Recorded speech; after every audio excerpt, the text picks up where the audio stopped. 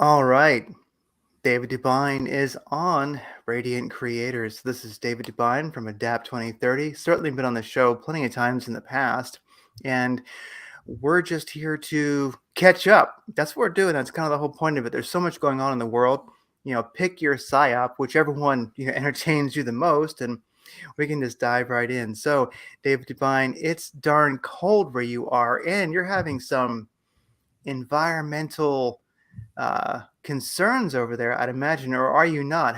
How's the weather and how's the fallout? One and the same. Yeah. I guess they got dead birds all the way 350 miles south of where the derailment was down in Lexington, Kentucky now. That's quite a bit of spread, and people can try to deflect from that and say, well, it wasn't related to anything in the air where the birds are flying and breathing. No, nothing to do with that. Then they found a bunch of dead birds about 100 miles west of there in Indiana hanging all upside down. That there are probably 50 of them on the line, but they just died in place and they're just hanging upside down on the line. So it is of concern. Yeah, I would like to talk about that. Yeah, we definitely should dive into that a little bit because, right now I feel like we're still in the data gathering stages of that. I certainly, I find that playing devil's advocate is just, well, annoying and kind of a pain in the ass. I don't tend to do it. But I have been frustrating people recently a little bit with, we don't really know much yet. I know some people certainly know more than others, but one of the things that gets me is, so you'll see people, poke the water with a stick, and like the blob comes out and sheens and reaches for the stick and grabs it and tries to hit them back. And you see people throw a rock in the water, and then you see these pools of oil, come up and stuff like that. But the only thing is that I don't know if that was happening before. I don't know if did that start on February 3rd or 4th or 5th, or has it been that way for a decade, as far as I know? It seems like, you know, it seems like we really need measurements that have been taken over the years to really see what the difference is. I mean, I don't know. Like I say, I just wonder what the severity is, and if we really know much yet. We certainly are seeing frothy water coming out of gutters, which is rather disturbing, and it's kind of hard not to correlate to some extent, at least circumstantially, to that chemical fire and such like that, because at least that you can kind of take people's word for it that, well, milk didn't used to come off my roof. You know what I mean? And now it is. So you can say, well, that's changed, and you're downstream or downwind from this kind of environmental disaster. So most likely they're correlated, but a lot of the stuff that I'm seeing, I just don't know. I don't know if all the dead fish, all the dead, frogs and stuff you're seeing in these streams, that could be the norm. You know what I mean? Well, not that fresh. I mean, you could tell it was like a fresh kill. That Yeah. wasn't a decomposing fish there. But you're right. What was the bottom of that creek looking like before? Because Mm-hmm. as well as I do, up in those areas with the heavy steel industries and the heavy rubber industries and all that, before there was any type of regulation, these same areas, factory towns, have been there for 100 plus years, right? When there was no environmental protection agency. This is before the Superfund cleanup funds. So really, was it like that before, or because when you scrape the stick, it does come up and it does look like oil, but it also, is apparently different chemicals that could mix in there that have now there was some conjecture and talk of there was some oil in a few of the cars as well that wasn't Mm-hmm. considered chemicals, so they tried to split the hair on that one. But usually that oil, as far as I know, I've seen a fair few in my lifetime, so have you, oil spills in the sea. And that Mm-hmm. stuff's usually pretty visible on the top. That chemical sheen was like super thin. That was not oil, in my opinion. That what they did is they scraped off the bottom of that. Because, most oils, it might have been gasoline, that type of thing. But, generally oil is going to have that real tarry kind of black stuff float on the surface. That's why they use those buoys to catch it so it can't float away. But this was subsurface. And yeah, I think, yeah, there would need to be monitoring pre and post. Now, if they could go upstream Yes. and maybe to a different place off the same tributary, but maybe the inflow point of chemicals was around that area 100 years ago or something, 50 years ago, and it still is in the waterways there. Yeah, and it's one thing I've been trying to find out, but I haven't yet, is like I don't really know which way the water flows from there. I know that in general you've got the continental divide, so you kind of figure water in general flows east, but I don't really know which way which way the rivers flow and such. And when I was looking at it, it seems like it's a little bit landlocked. So I guess we'll see how that goes. But it must be a lot more for me. I'm here in Arizona, where in the summer the heat and the sun burns off chemical spills, radiation, everything, just pure desolation. All that exists in our deserts are saguaros and Gila monsters and coyotes and stuff. So I mean, I'm kind of kidding, of course, but we're far away, but really we're not that far. I mean, I've heard even some reports of people feeling effects in Canada. And I mean, really, Michigan's not far. Lake Erie's not far. I mean, and that's something scary too. I mean, it did seem like initially the particles in the air were moving towards the, I guess, northwest, right? Kind of towards Lake Erie and stuff. And that's not too reassuring. But especially being on the East Coast where you're at, it's got to be alarming. It is in terms of the waterway, and I can describe the plume to you. I just did a video today when I was on. I have a program on Brighteon TV every Friday, so today's broadcast was about that specific thing. So, is there any way I can share my screen with you? I'll pull up the PDF from earlier that I did today. Yeah, you should be able to. Where is that? It's under present. And it's under present. Okay, allow me to open this first, and then we'll go through a little bit of it. I'll show you some maps and that sort of thing. Yeah, and you can share just a window if you want, or whatever you'd like to. Okay, present, and I want to go share screen. Share screen, then you can do then Chrome tab, window, or entire screen. You can do a window of just the browser or app that you want to. Yeah, it's just an app, and I need to go a window, and there it is right there. And that should go. Now I will do this thing here where So let me see if you're able to. That's my dog out there. I have a couple dogs. We keep them for security. That's a good thing. Okay, I think we can see it pretty big there. There we go. Does it say mother of all catastrophes misspelled at the top there?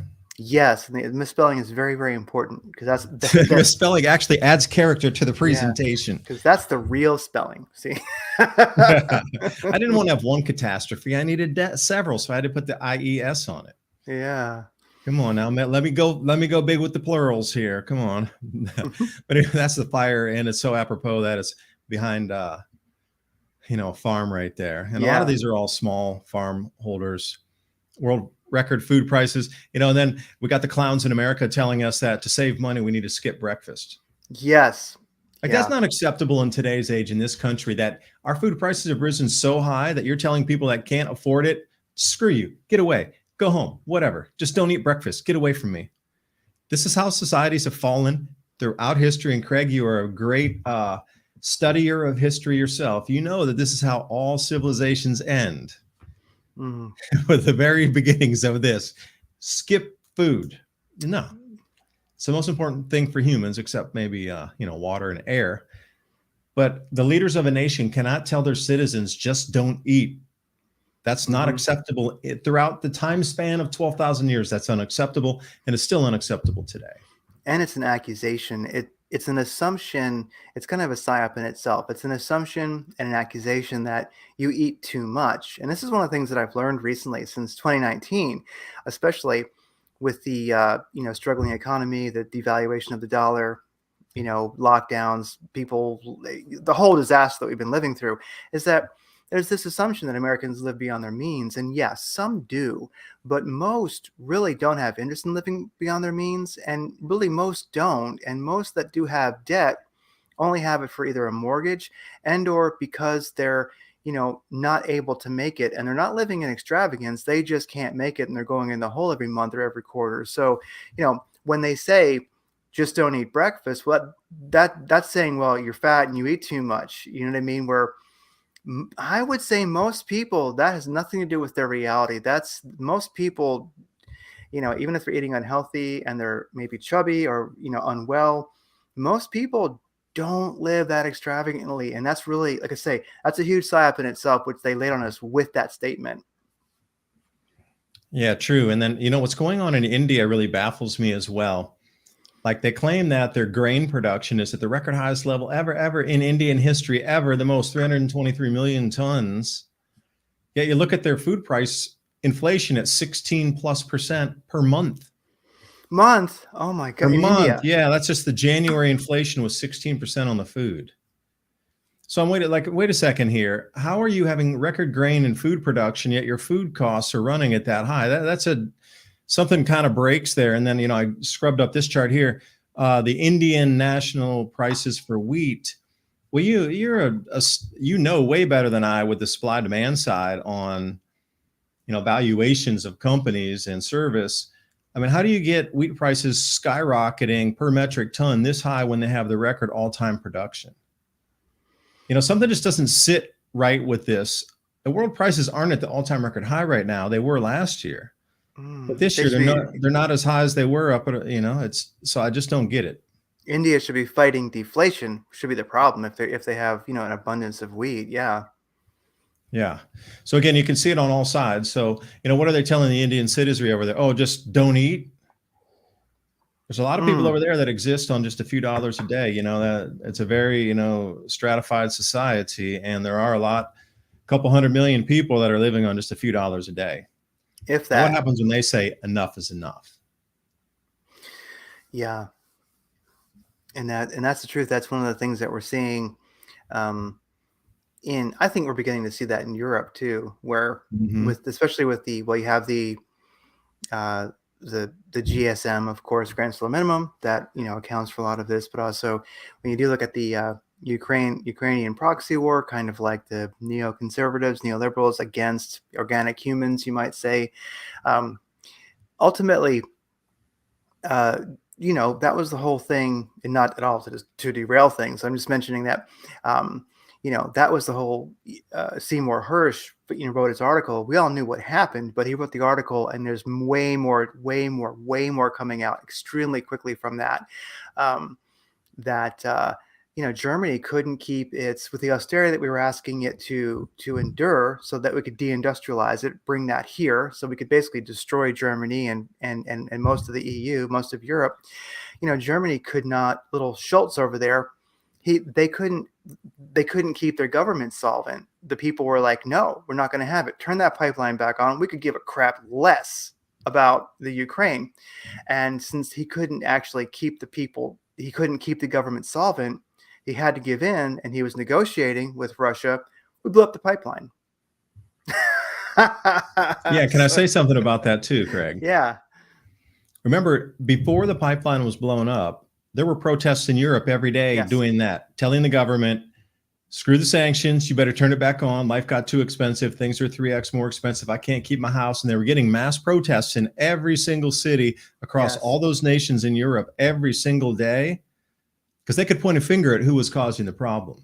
Yes. But as soon as the pipeline blew up, every single protest stopped. There was there's nothing to protest. There's no finger to point to. Now they can't blame anything.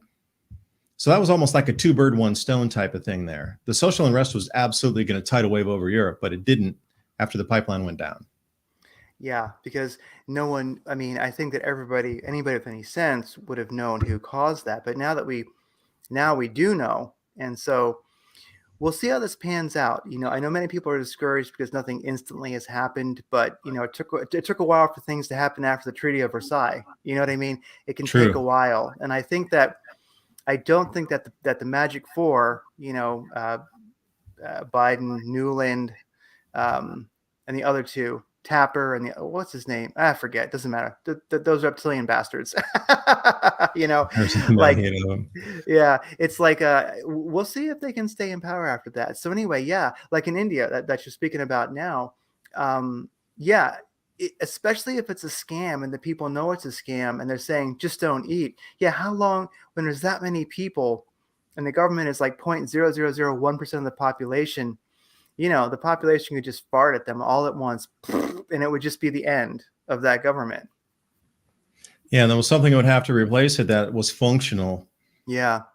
And then, this is the excuse that the politician, well, if you take us all out of power, there'll be nobody that can restructure and know the law enough to run the government. Oh, no, we could scrap all those hundreds of thousands of laws and make it super simple. First is the 10 commandments out of the Bible. We'll abide by those first. And then, like the simple things of don't break your contract. All right. Don't keep it kill simple. people. We'll remove all the lawyers. We'll remove all the legislation, except down to, the simplest of things that allow a society to function.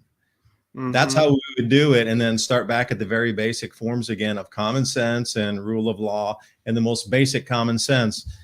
Wait, you promised you would deliver that to him. You didn't. Okay, you got to pay him money, or her, the trader, right? Yeah, I mean, Something ultimately, if you look at, yeah, I mean, if you Let me look go at back the, into this yeah, screen share for a second here, and let's look at it. yeah, let me kick it back on again. It all worked in the past. It could work even easier with technology today. Oh yeah, and the simpler is the better. We need to go back to the base. There's too much, law, litigation, and that's the way the politicians always like deem themselves necessary, because they understand the legalese speak. A lot of them came from type of legalese backgrounds and that sort of thing. But take a look at these. I hope you can see this clearly. Like the right picture looks like a volcanic eruption for me, but that's actually the fire that they lit up there. Now they purposely lit these chemicals on fire because it was going to take too long to transfer them from one car into a hazardous materials vehicle and then move it out. So the expediency to keep one of these main trunk rail hubs open in America as a thoroughfare was going to start taking billions off the economy every day if that set of rail lines was not open. So they decided to burn it instead of transfer it, which would take way, way more time and cleanup, and then push the cars off to the side, which they did with dozers, and then they rebuilt that section of track where the derailment was for that quarter mile in there. And it dislodged also at one of the crossings, so they went back past the crossing and then all the way through where the fires were, and they rebuilt that section in just a matter of days. And they're still trying to get the chemical that spilled directly on the tracks. They can't really anymore because it's in the soil right there. So all those trains passing by are grabbing that on their carriages and wheels, etc., taking it further down the track. But flying, there we go. Oh, come on, mouse. Yeah, but flying over, this is what it looks like. And I just saw some goes, I think it was goes east, saw this come through the clouds in one of those 5-second animations that shows you the weather pattern in the clouds moving through with the goes east satellites. Saw this, and it's massive. It is massive. It's like a volcanic eruption. But what's startling for me is on the edge of it. Look how it popped up, and then look how much heavier and denser it is. It's like a fog wall itself rolling through, like a dust storm that you would see out of one of the mummy movies rolling toward you.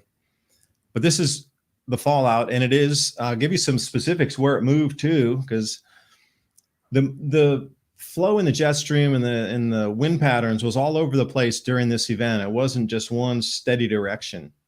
So as you see, it went down that southeast direction, and this is where all those dead birds ended up in Kentucky. At the very edge there of that very light aqua is where the dead birds were. So you have to think about the density of this is the very lightest density there is possible on this way to measure the chemical in the air. So the concentrations were at the minimal amount, and they're still getting dead birds at the farthest reaches of the minimal. So then what happens when you're really stepping it up into the greens and then the yellows would be more the question. Because, okay, so remember this NAMS meteorological data, they took it offline, this high split model, they took it offline after this data started coming out. Luckily, I was able to get a few screen grabs off of this, but this is offline now. Wow, whoever was out there took it down. Yeah, this is the last snaps off of the high split. The black is the densest of the smoke column coming off of there. And you can see the altitude on AGL on how many meters that is. So 500 meters for those of you in the States is 15,000 feet. So that line there, a large amount of it stayed around 10,000 feet or under, which is definitely raining out in terms of anytime it rains, this stuff's coming down. The blue poked through 15,000 feet, and the aquas is somewhere around 18 to 19,000 feet. And you'll see that headed over the major crop growing zones of southern Ontario, which is the main corn belt, at least one of them, sandwiched between the Great Lakes down there. in terms of corn, Ontario corn production, that's one of their main regions to produce. In addition, Ontario is a massive, massive agricultural production area there in Canada. And then you see where it's spilled out over Pennsylvania. The largest amount of Amish are there, and then over the farm fields in Ohio. So this is the trajectory of it. And then they've taken this since down offline. So you couldn't follow the plume to see where it was moving. Because I assure you that even though that's spread, as soon as the wind pattern moves, it's going to go over New York City, or if it bends back south-southwest, it'll head down toward Maryland. Like this is not, it's so dense, it's moving very slow in the air. And here's another thing that might shock you, car fans.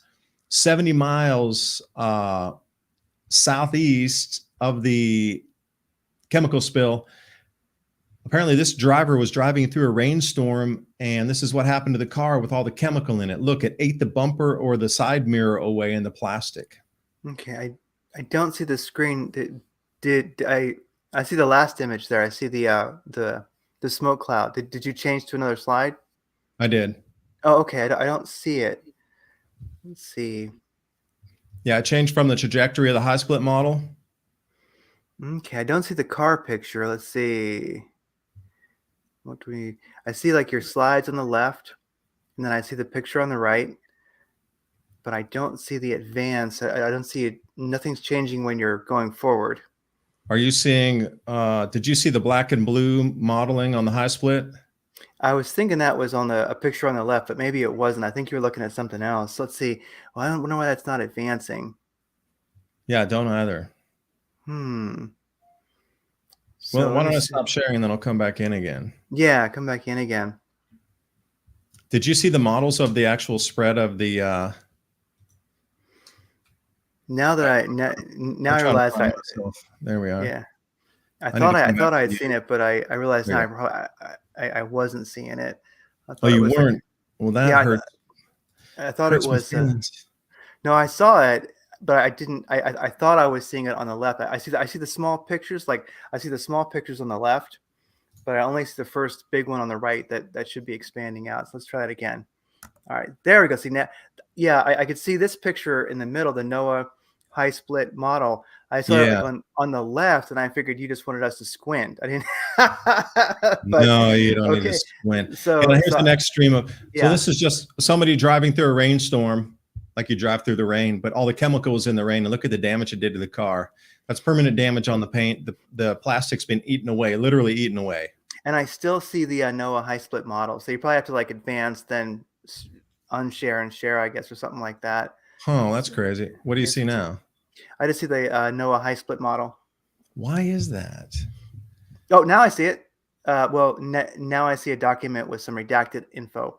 Okay. Go up one. Now it's working. Now it's working. Okay. Still on the. So Stu Peters. Now I see Stu Peters, Ohio. This is what's happening to cars after driving through spurts of rain 70 miles southeast of the East Palestine incident. So those, and see, I have seen this before. See, that is what people see in their gutters coming off their roofs. And when it's coming out of gutter, it gets frothy, like frothy milk, basically. Like chalky, frothy water. Yeah. So this I have seen. It almost looks like when you drive through the a highway that has salt on it, like in the East. You know what I mean? Like it's that gritty stuff, that gritty, salty snow. So that, yeah, see, that was not happening before. We can kind of figure like, yes, that probably was not for certain happening before. People would have noticed this. Yeah. Yeah, and that's what scares me, is it might take the awareness of people's cars getting ruined before anybody really takes it seriously. Because how many people are really, into the car culture, and their car is the part of their persona, and they take so much pride in the car, like a lot of people in the States. So maybe it is that it'll take the destruction of their cars to actually bring some sort of reality to it. Like, whoa, this thing is real. Mm-hmm. That's scary, the way that kind of level of awareness, that red pilling needs to happen, where your car falls apart and the plastic melts off because of the rain you're driving through. Yeah, it's like it's raining dead birds. Don't notice when it's my car. What the F, dude? Yeah, you cracked my windshield. What cracked my windshield? This is bullshit. No, that's bird shit. Yeah, that's bird shit. And now, do you see the sheet of paper document? I not yet. Huh. Whatever you Okay. did last time that actually made it advance worked.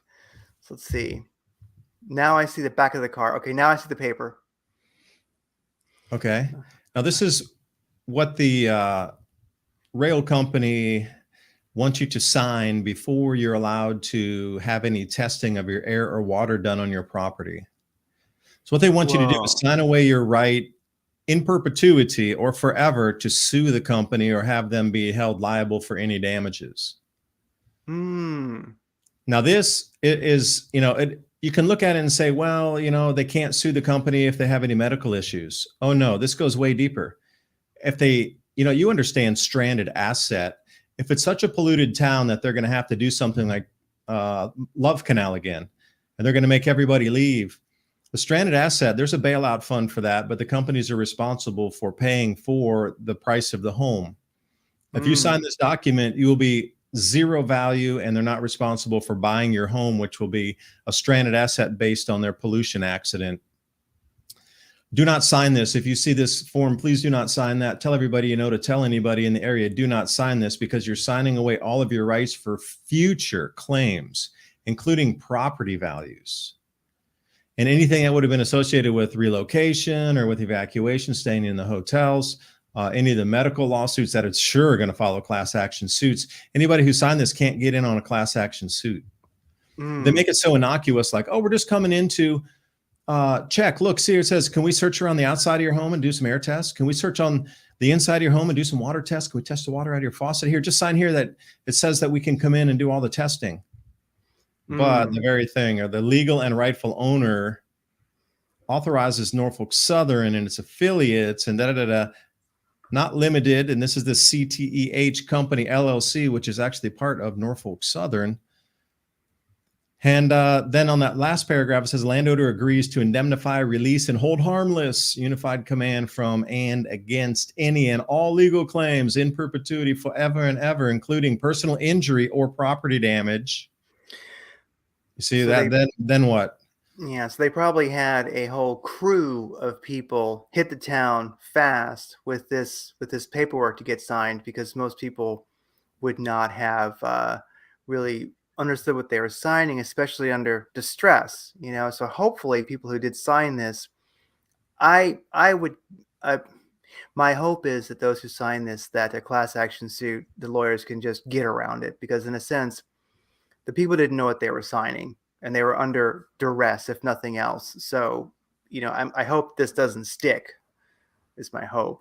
Also, isn't this really an admission of guilt by the railroad company itself? I mean, it pretty much is right there. Well, what's scarier is they have the person's name already printed out on it. They knew where to go. They had all They the knew exactly homes. where to go. They probably got a Yep, full-time registry through the post office or whatever, printed all these things out with individual names on them, with the addresses on, and just went door to door. Oh, you're Caitlin? Here, sign this. yep, and we'll test, That's make sure you're scary all that they right. got that Yeah, much information that quickly to be able to come around person by person and find them and try. And apparently 300 and some people signed this, but again, it was like groups of people around them going, you got to sign it. It's a government thing. You have to sign it. And they're like, almost tricked them into signing under duress. So I I hope that don't. doesn't stand in court either, because that's just slimy business right here. Talk about slimy. You're looking at it. Norfolk Yeah, Southern might be built out of steel, but they're slimy. and that did advance. So we do see, and that's that famous picture you just switched to, where it's raining and there's dead birds falling in the parking lot, and that was in Lexington, Lexington, Kentucky, at Kentucky. the edge of the very light blue that I showed you.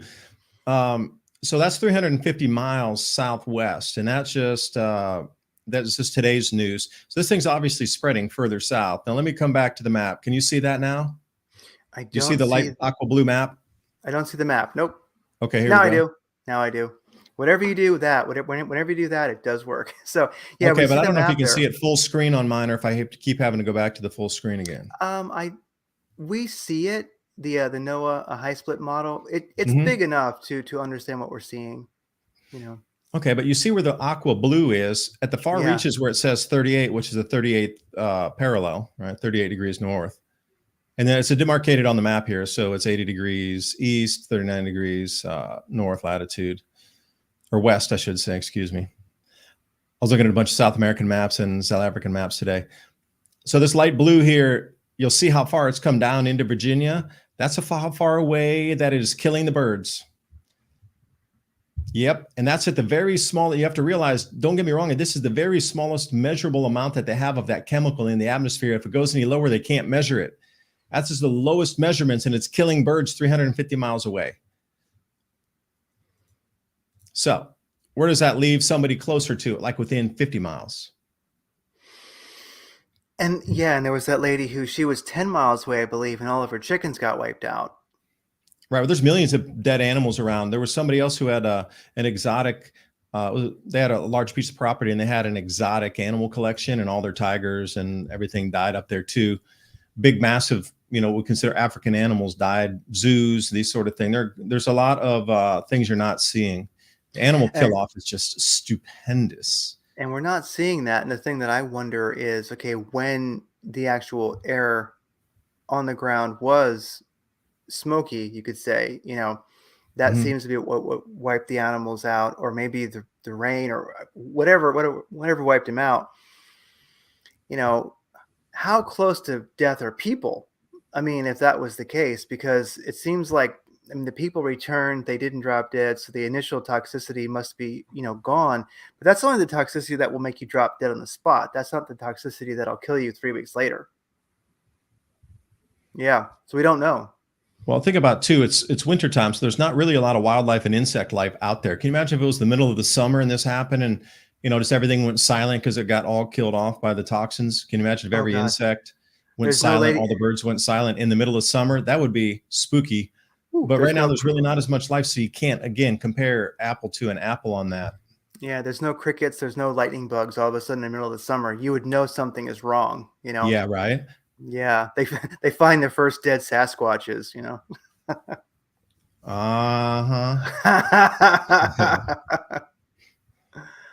Maybe. Yeah, maybe. Okay. Yeah. Speaking of spooky stuff, why don't you check out, do you see this person was in Canton. This is the interesting thing. Canton is the opposite direction where the wind flow was. Yeah. So Canton's 45 miles west of the flow. So the air currents are going generally to the east, either the northeast, the southeast, or east. They're blowing toward New York. But this person's car is 45 miles back to the west of where the accident happened, and the fire was lit off. So how does that occur 45 miles west of the zone there? And again, you notice one thing, it's that chalky white. And I saw that guy boiling the pot of water, and it looked like he was boiling a pot of chalk water. The guy boiling the chalk water, and you've probably seen the if not, well, you've probably seen them. Like I say, the rain from the gutters coming down, which is pretty much chalky. I didn't see that one yet, but I'm sure I'll stumble upon it. Yeah, I'll send it to you afterwards. But it's exactly as you would expect. It looks like somebody's, pouring water with milk in it out of a gutter, and it's frothy. And like you said, he goes, this has never happened before. I forget where he was from the incident, but yeah, it was noticeable. There's no way that's not a big deal. Yeah. Another big deal is for, like you and I, Craig, we've talked many a times about getting off centralized delivery systems and being able to grow your own food as being paramount to surviving through and thriving during these times. Well, even you as a home gardener, you wouldn't be able to plant into the soil. It would be so contaminated that your ability or even opportunity to grow veg is totally gone. I don't care if you have the seeds or not. You're not going to want to uptake that into your food and then ingest it in your body. That's just a no-no. But this dot on the map here, are you seeing the green map? It says Amish population. Yeah. It's the highest density of Amish population anywhere in the United States, that all that smoke rolled over their properties and fields. And Amish have been, well, I'm sure people listening know this, but, Amish have been, beyond organic for at least 300 years. I mean, and they're the ones who brought us homeschooling. It was their legal cases, for religious freedom that allowed homeschooling to exist. They basically, beat the state, the federal government. The Supreme Court said, they won in a case that went to the Supreme Court, I believe. So, and then also, I believe they've been involved in litigation that, to preserve the individual's right to farm on their own property, which I know sounds absurd, but we know the government, we know that the beast does not want us to do that. So they it's funny how vindictive all these things are, because anyone who knows the Amish knows, I mean, Pennsylvania and what Ohio just left of it, or west of it, that's like Amish land. I mean, that's really so deep Amish. You have so much rural communities, and to bomb that with toxicity, you're they're destroying biodiversity, microbiomes in the soil that probably exist nowhere else in this country. Yeah. Yeah, they've been regenerative for a century. Yeah. So think about them, and just become an Amish for a second, that you've lived off the land your whole life. Everything you've ever consumed has been made on the property or traded with another property. And suddenly you have to go into a Western supermarket to buy all your food because your soil's too contaminated to grow your own food. Like, put that in perspective for a second. I don't know if it would be harder for us to say one day you can no longer buy anything from a supermarket or store. You have to produce everything on your land. Go. It's very much the same shock value that would occur if everything was ripped away from us and we did have to start growing everything from scratch to provide every single input into our lives. It would be just as much of a shock as them getting the land ripped away, where they have to rely then on the supply chain. And imagine the chemicals in the food that their bodies aren't used to, preservatives. It would make them sick. They'd all get sick from eating the food. I really have tried to change my diet coming back to the States, because when I first got here, there's something weird in the food here that just gets you. I don't know, like, there's something weird in the food here. I'm just going to say, I lived over in Asia for a better part of 2 decades off and on. I was eating a very different diet. Well, not really, different kind of carbohydrates coming in with a lot of fresh vegetables and some meat. I mean, we drink beers all the time, and here I'd have one beer and explode into like a pill boy over here, like a doughboy or something. The food really, there's something in it here that's very different to make you gain weight in comparison to, I'm on a farm. I'm doing way kind of all crazy exercises and walking with heavy stuff and lifting things but still, to gain weight when you're working like that, like in Asia, you'd be losing weight because, I don't know, there's something in the fat food here. But long story, like the Amish coming off of 100% clean diet, jumping into our Western diet with all the preservatives, they're going to get sick. Yeah, they're going to get sick. And having grown up on the Pennsylvania Delaware border, there was Amish carts going by all the time, and I've been back, since then many times. And, what people who aren't familiar with the Amish, if you're not familiar with them, that's just fine, because they only exist, in concentrated areas here and there. But, that would take their dignity from them. They're not completely unworldly. I mean, they do know what's going on in the world, some more than others, but they all have a choice to leave at a certain time, where they get to go explore the world for a year or something like that, and see if they want to come back or not. But if you look at, most come back by choice, and it's a unique lifestyle, and it's strange if you go and visit, but yet they do it. They like it. No one's forcing them to continue. And it's to destroy their land that they need to live. It's just honestly, it's like the Native Americans. It's like killing the buffalo. You're taking this deep aspect of their dignity and their identity and how they live. And right now they're financially secure because of, family land that's been passed down forever. But if all of a sudden they need money to, buy everything on Amazon Prime, and start going to the supermarket, I don't think that they don't have a financial infrastructure for that, as far as I know. It's cash only. And at least the Amish farms around here, they're minimum 500 acres and 200 people live on there. So however many families that would entail, they would have to sell off part of that, or I'm just worried about people being forced off their farmland. I think I have a couple, let me kick this back on here for you a second. I had some numbers on what the percentages were of the landholders in Ohio. Oh, here it is. It was the very next slide. There you go. So if you look at Ohio, they have 75,000 farms, but most of them are small family farms, 500 acres or under. And you might go, 500 acres, that's huge. For a farm, that's not really. And that's even on the large end out here. You go some of these farms that are out in Kansas, they're 100,000 acres. That one farm. mechanized. You know, they go miles before they even turn the equipment around once. Somebody was telling me that Trades Ag, that when they originally, this is back probably like the 1980s. Oh, there's a great movie, King Corn, King like a King, corn. You got to King watch that corn. movie. They talked about the same thing. When the agribusiness would come in, they would buy an old family's full tract of, 50, 100, 200 acres or whatever. The first thing they do was rip down the old farmhouse because it would make them turn the tractors more. So they went through and actively ripped down all the homes around the areas and anything, grain storage silos, anything. They just scraped to the ground. So the tractors could go through with their massive amounts of discs without ever having to turn the tractor around, because every time they had to turn, it cost them money. So King Corn, that's a great movie to watch. But you got to realize that almost all these farms are real small holder, 20, 50, 100, 150, 200, and then the large ones at 5. The farmers won't want to leave out of here either. I'm going to state something, knowing and living in a farm community for a little while now. They're not leaving. Like you said, they're in 5 generations, 3 generations, 6 generations deep on the land. The money doesn't mean anything. You got to understand, there's some things in life that they're so valuable that you can't put a price on it, where the dollar value means zero, literally. And to have them get off their family's land that they've been there for 150 years, 120 years, they're just going to say no. Now, could they be forcefully relocated and forcefully evicted?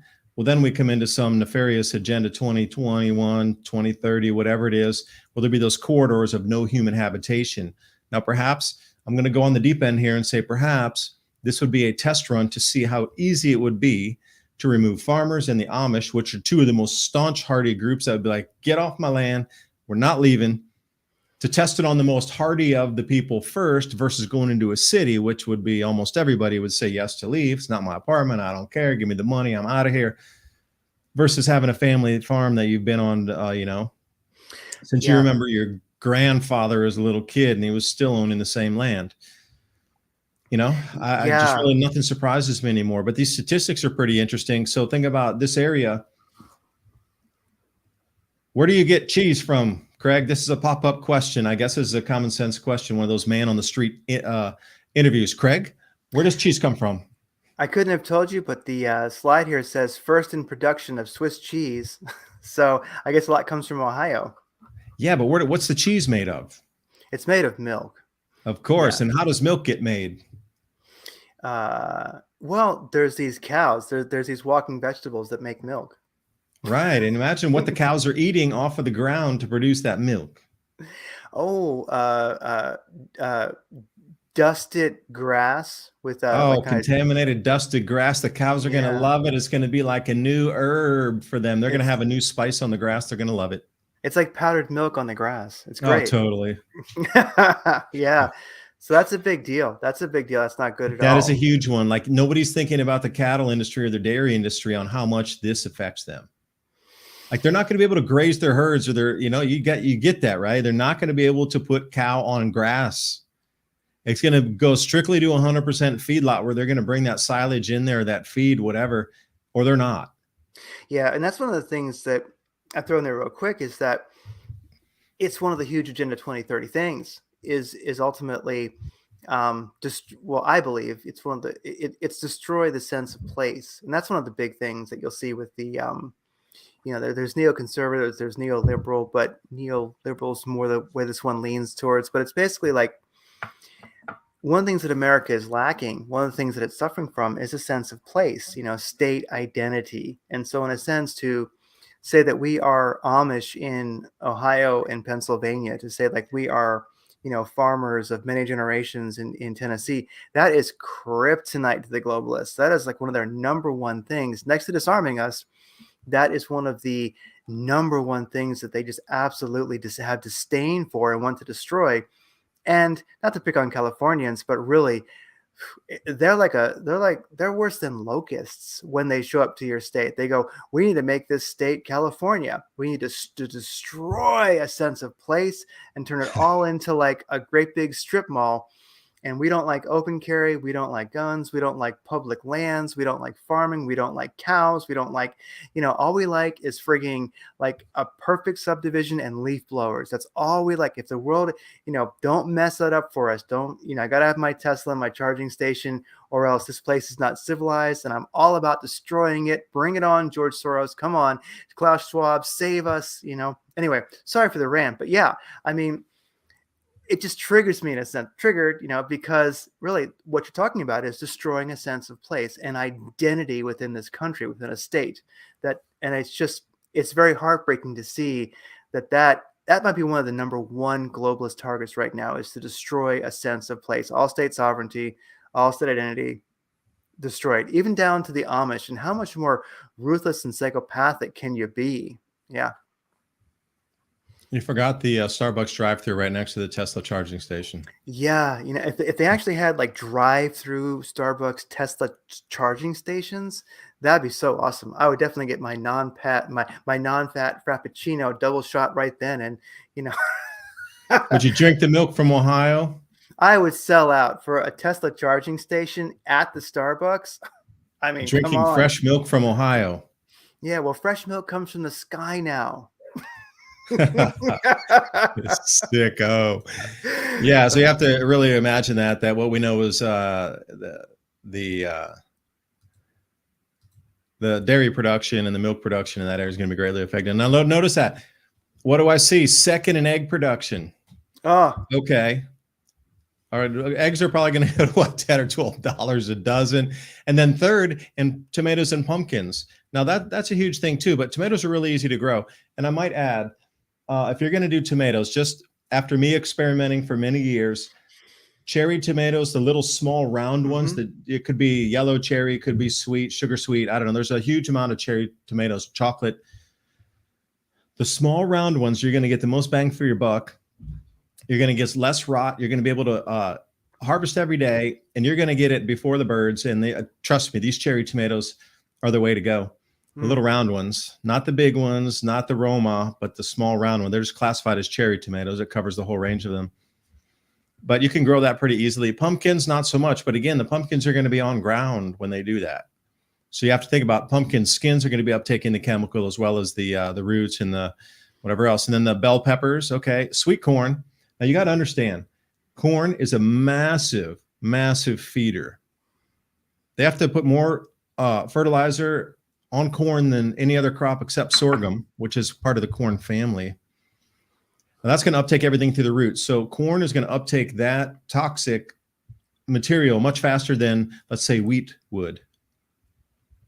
So again, when it comes into your corn, you're going to want to nibble on a bunch of corn ears that have chalky paste and, sort of vinyl chloride in them. I wonder I guess the ears will be extra crunchy. The corn will be extra crunchy. You can cut it off easier, I guess. Cucumbers, and then chickens, 8th in chickens, 2nd in egg production. So where does that leave us with, the amount of, let me see, I'm coming back to you. How does that leave us then with the food prices moving forward? Just knowing that little factoid there, right there. And that's definitely it's going to be inflationary for sure, but also just outright just shortages. I mean, I've been surprised where the supply chain here in Arizona has not been that bad. I was in California for a while and actually was doing pretty good there. But here we're starting to see like Trader Joe's not have Kerrygold butter, which I know is imported, but at times supermarkets not having eggs. And that's like right now, egg prices are on the way up. And oftentimes there's not the variety that you'd expect. And, I would say that I tend to buy the pasture raised, eggs and such like that. And so that supply chain is a little bit one off, but going to the regular grocery stores, we're already having egg shortages, and the prices, whether you buy the fancy eggs or whether you buy the cheap ass eggs, they are going up. And one thing about the pumpkins is, of course, there's pumpkins, but of course, along with that you've got all squash and you have winter squash and such like that. Now, I know that they grow,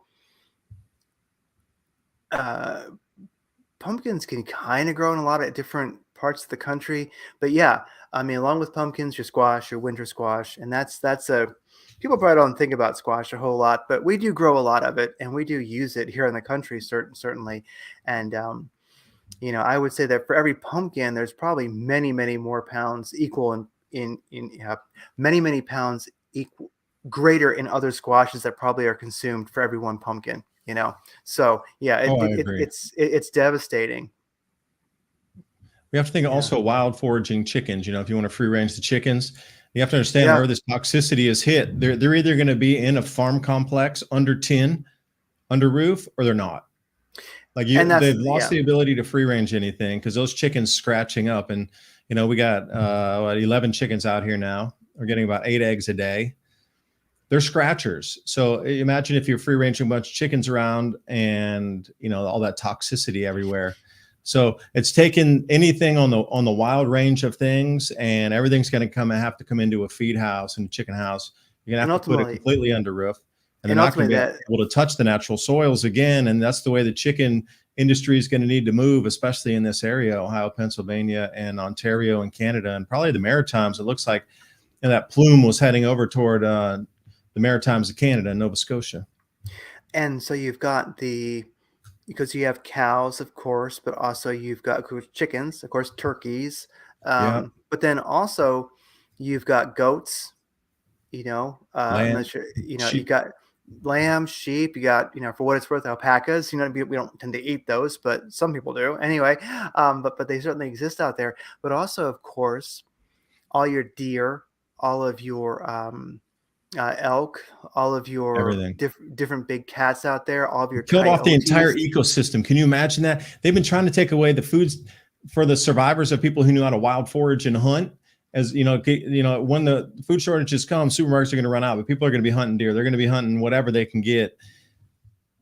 And you're taking out that whole thing of all the people who are ready to prep to get out there to go hunting to supplement their food supplies and get off the system. You just wipe that completely out. They're back on the system again. And then you get into, I think it's, I've heard you mention before, I know I've seen it several places, but the one things that don't die in these bad situations are wolves. They'll just start eating people. So you're going to get these big ass wolf packs that just start, eating alligators, people, whatever, So yeah, that's really strange because people oftentimes think, well, I'll just go hunt. And I just laugh my ass off because I'm like, I'll tell you what, I do hunt. If you're fat, if your fat domesticated ass wants to come out with me, bring it. Okay, just try to be quiet. Yeah, get your ass up at 3 a.m. to get out there and settle down, be in the stand before everything comes through. Yeah, sure you can hunt. Yeah, you and And did you get all the game cams up and follow the patterns for the last 3 months to even know where they're at? Oh, sure you can. Yeah, when I hear that, like, I'm just going to go hunt and I'll just have my rifle and shoot a deer at half a mile away, I'm like, whatever. I'll find you dead out there in the forest. Anyway, and then I'll put you in the crock pot. I brought my shotgun to get the deer. Dude, you got slugs or what do you got? Buckshot or slugs? And like, well, I got shotgun shells. Yeah. Let me look at that. Let me see. Number 6 bird shot. Yeah, that's gonna work. That'll work. No problem. You can take one down at half a mile with that. I can take down a black bear with bird shot. I can hunt. Yeah. So anyway, that was a joke, by the way. Anybody, I didn't mean that seriously. That's not life coach advice. Just and if you find yourself in that situation, if you have number 6 buckshot, if you have number 6 shot and you have a machete, you might want to just go for it like Rambo because Hey, can I add something to that? Yes. Now, for those of you who thought that you could go out and hunt, at first it's a skill. Second, you need to have the land and the permission because you'll get shot going on somebody's land. If it really comes to that and you're poaching on somebody's land, you might just disappear in the woods. And that's a no BS assessment. Truly, like if you get out in the countryside where it's really more remote and people have their lands, they're not going to want you out there, especially if society's swung that far already. There's already probably been an enormous amount of problems. Robberies and all these kind of things, shootings, people breaking in, they're going to be very, very, very skittish at best. And if you're out there traipsing around the woods looking to go hunt, you're going to have a problem with the locals that are there. But the stories from the 1930s during the Great Depression, the woods were hunted out as far as you could go in any direction. And you have to realize that was in the 1930s when there was 5 times less people and the woods were completely hunted out. Even like chipmunks were gone. Yeah, and Birds, there's chipmunks, all pictures. is gone. And then, you know, 5 times less people, and that the forest came to that at the end of it. There were that many people out actually hunting, and they knew how to shoot then too. You know, all the kids grew up with BB guns and stuff, and everybody knew how to shoot then. And there's pictures of it, and it's very, very sad because humans, contrary to popular belief, and this includes American Indians too, are not necessarily all hardwired with an idea of conservation. So we will Mhm. kill everything until we starve. Conservation is, I mean, we may not like the government, but if it wasn't for Fish and Game, if it wasn't for Teddy Roosevelt, there wouldn't be animals right now. So even though Fish and Game has done some pretty boneheaded things, but still. So yeah, it is. If you look at the hunting pictures from the Great Depression, it is really, really rough to see because they would hunt with They would go for sparrows. yeah, Yeah, that's they crazy. they clear cut at the forest and they would hunt deers with frigging landmines and claymores. I mean, it was rough. They weren't hunting. There was no sense of sportsmanship whatsoever. It was You just, know, I need the meat in any way I can. It'd be like no different than setting up a net in the middle of rush hour on a crosswalk and catching people. You know, that just wouldn't. yeah. And if you do, yeah, and for individuals, I mean, there is public land, it's there, but I would just give that slight little bit of warning is if you are if you don't know your way around public land, if you haven't spent time out there and shit does hit the fan, don't go there because you're going to get shot at 300 yards and put in a shallow grave, or you might end up in a crock pot yourself. So just unless you live there, do it, know it, just grow some microgreens. Oh It's man, yeah. fully hippie dude. We can. Can you see the Can you see the drainage basin map now? Yeah, and this is super important. I'm glad you're covering this because I don't really understand this one. Oh, okay. Well, this one also matches up with an Agenda 2030 no habitation zone, pretty much overlays on that red. Not exactly, but the lower reaches from where it say goes from Missouri down to Louisiana, that whole area that's cleared out in the red, that is in an actual almost 100% match on the map where there's supposed to be no human habitation. Now, that area that goes up into Ohio, it's much larger than that. It was only a sliver along the Ohio River. So you're looking at the Ohio River drains into the Mississippi. And it's all these basins that come down out of the mountain streams, and then it comes into the larger tributaries. The Ohio River Basin, so I've been told, the initial contamination is now making it downstream, so they can actually follow it with pretty good accuracy on what's the next town is going to be, because they're telling everybody don't drink the water for the next like months, because that chemical is going to get in through the river system and into the pipe system and into the water filtration system. And I really don't think they're able to filter this out, because they're telling you, you saw those same crazy videos after they filter the water, after they boil it, they still have the white chalk bubbles and stuff. That's crazy. But you can see the tributary, the way it comes down, it passes through Ohio, and then it skirts southern Indiana, and then it comes down, and then it joins the Mississippi. Now, we in Tennessee, that drains up to meet the Ohio River. So it looks like it's going to the north, but it's really almost going to the northwest there off the Tennessee River. But you got to think about how much irrigation comes off of this river alone, the Ohio River, into the farm fields of Ohio and into Indiana fields too, which is the grain or the corn capital of, along with Iowa, of the United States. But how much of this irrigation water comes from the Ohio River? They're selling it by acre feet to the farmers. That's how much. Like an acre foot, you might use an acre foot for a whole year of water in your home for one person. Mm. Right? So they're not buying like we do. They're buying acre feet out of the river on water rights. So how much of this is so contaminated that they won't be able to use it to irrigate crops this year? Okay. You're like, well, big deal. It still rains. Well, no, yeah, maybe not really. Look out west. They're still in a drought out there. Yeah, and like just to throw in there real quick, I mean, if you think about farming, and I've only done a slight bit of, you could say, professional farming, um, and it was organic farming, and I would say the number one issue with farming is water. And yeah, it does rain. It rains everywhere, but it doesn't rain many places enough to actually farm. And that's even if you're doing organic, bio intensive farming, with uh, it's very difficult, and you don't have a lot of options. You know, when water comes, I was farming in Boulder, Colorado, and when the water comes down the mountains, you have to open the gates to get to you, and then you have to make sure everything is clear. You're out there with a shovel, make sure your fellow farmers didn't leave a gate open or try to nab some from you. It's a big deal to get your pond, your reservoir filled that then you pump from.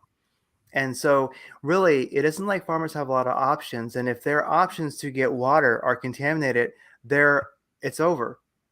It really is over because there's no other way to get the amount of water you need to grow even 5 acres unless you're getting it through irrigation upstream. That's just my, somewhat professional opinion. Yeah. No, that's true. And then you got to think about, 50 miles either side of the river is where they're able to pump through and to. Now, down the Mississippi, it's a little bit wider. Sometimes they can go 100 miles off the Mississippi, depending if it was part of the original TVA projects that they've upgraded and kept functional. They can come more than 100 miles off the Mississippi. So as you look at this map, remember, it's going to be both sides of the river going out 50 miles off there. So 50 miles going up in Indiana, 50 miles down into West Virginia on either side. Follow that river and just draw a 50-mile strip. That's going to be non-irrigatable using this water.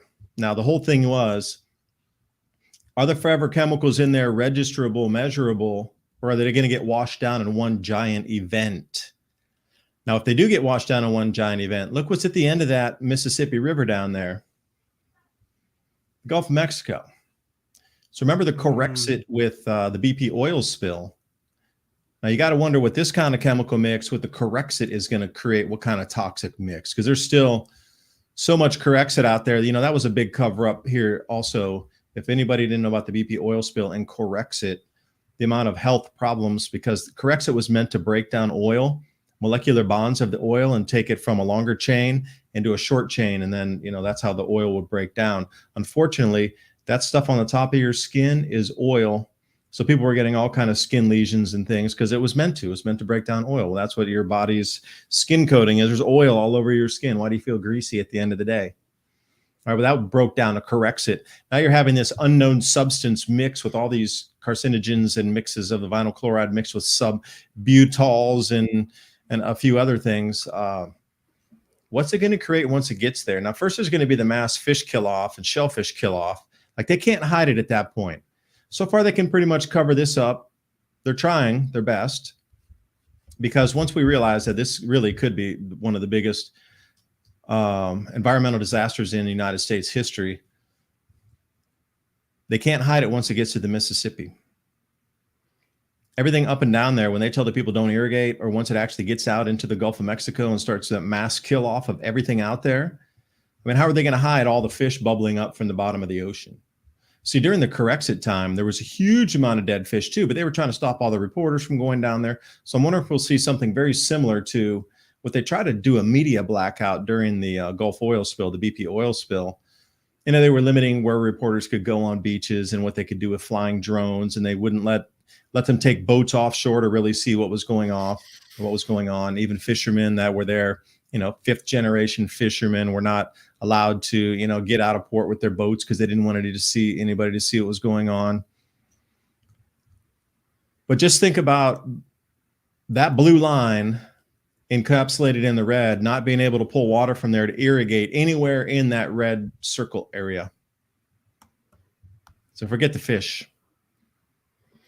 And I wonder how much will die on the Mississippi going down there too. Like, how many catfish will get whooped. If there's a mass catfish die off, that stuff's nasty, because catfish can pretty much eat anything. So imagine if there's a mass catfish die off and you get like these, Mississippi River got 100-pound catfish in, and they're just all floating to the surface. You'd be like, whoa, you wiped out the catfish population. Sheesh. That stuff must be like kryptonite. You know what I mean? And that's so I'm wondering what's going to go on.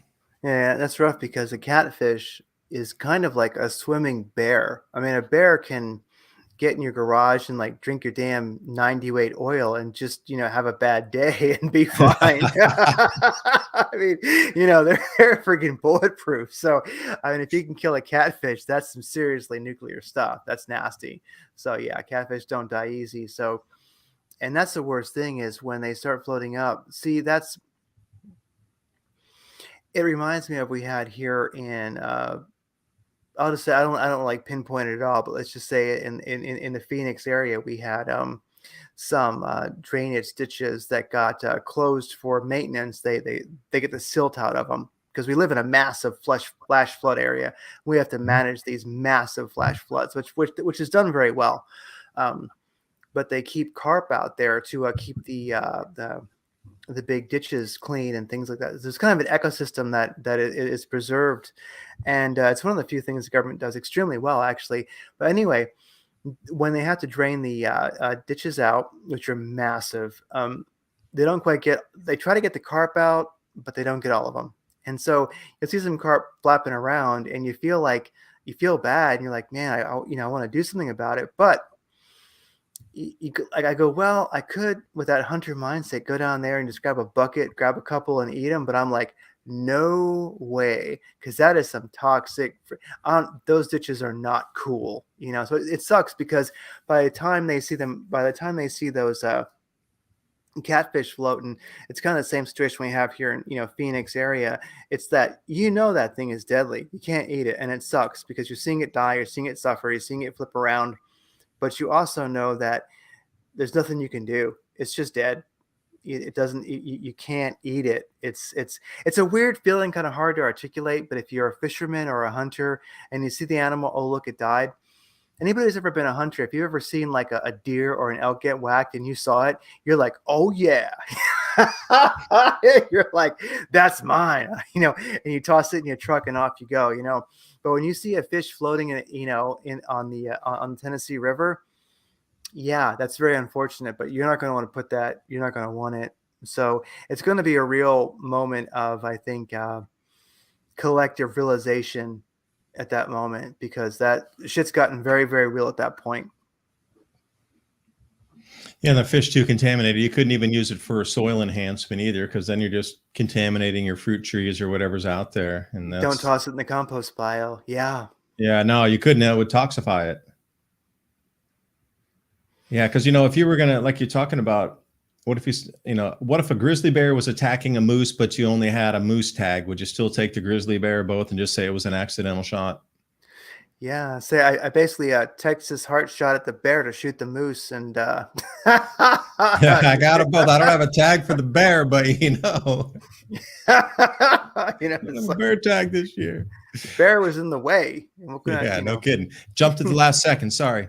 Yeah, the bear tried to save the moose at the last second. Yeah. Here's a wild one. Now, when I told you there was a fire at this renewable energy company, this is not the same fire. This is a very different one. Just yesterday on the 16th, 5 acres of plastic processing chemicals at a plastic making facility all caught on fire with the same thing. And guess what's directly east of where all this is burning? Massive citrus orchards. Same, but different. Like, this chemical composition is going to come all over those orchards. They're going to be rendered useless. And the thing about the citrus orchards, they weren't really in good health anyway. They were really damaged after a few of these last hurricanes. So they weren't in the most prime condition. And that's one of the reasons that orange juice is at an all-time record high, is from the loss in the citrus crops for 2 massive hurricanes to come barreling across Florida. But for this to then burn and then cover those same citrus orchards that were trying to heal themselves, I don't know. I think we're under attack, man. The way I look, and now this one today is the renewable energy factory that had all these, like lubricants and different kind of solvents and sort of things that they pack these windmills with, and all this stuff's up in flames, and they're telling people to shelter in place too. I need to get a location on that one. But when I look at it, I hope everybody can laugh at this graphic here, because I really look at the government agencies and the EPA like this. That's all they do. They go out for a quick cursory look. Yeah. Can you see my cartoon, Craig? I can see it. Everything looks okay here. Yeah. Yeah, it's very true. Yeah. And that's it. And we're seeing a lot of articles like that. I mean, I certainly have seen them where, are we under attack? And that's one of the things that, I really can't answer that for people, but definitely it's something that people should ponder. If you start adding it all up, are we under attack? Well, because say everyone has to make up their own mind on that one, but it's definitely something people should ponder. Have your notebook, write down all these things that are happening, and Like one thing that gets me is it seems like prior to 2019, buildings had fire suppression.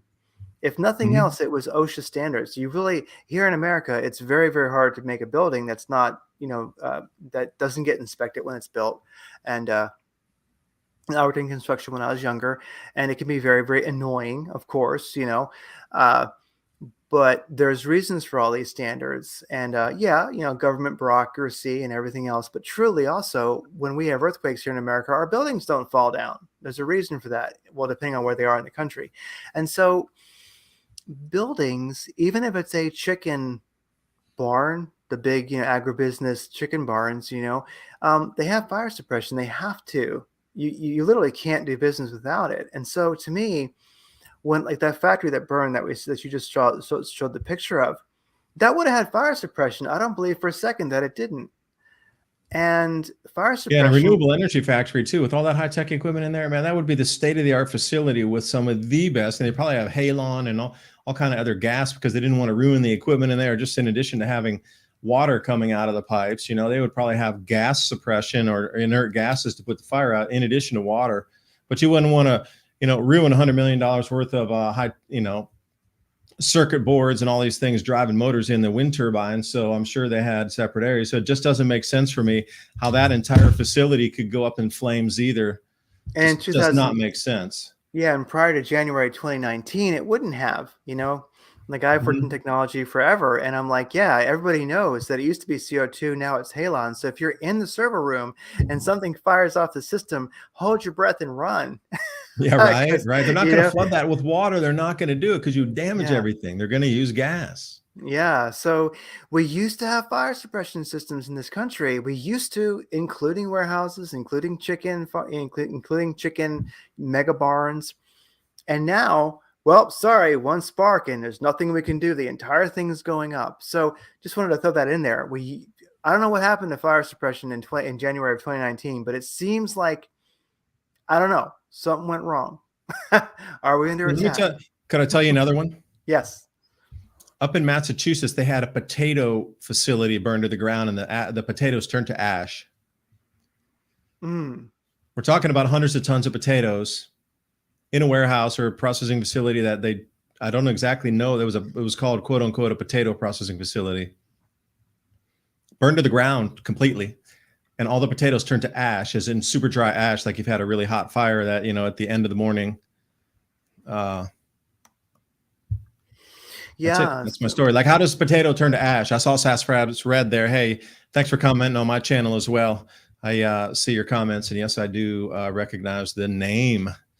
So thank you for staying Yeah, a with me lot. all these years. Oh yeah.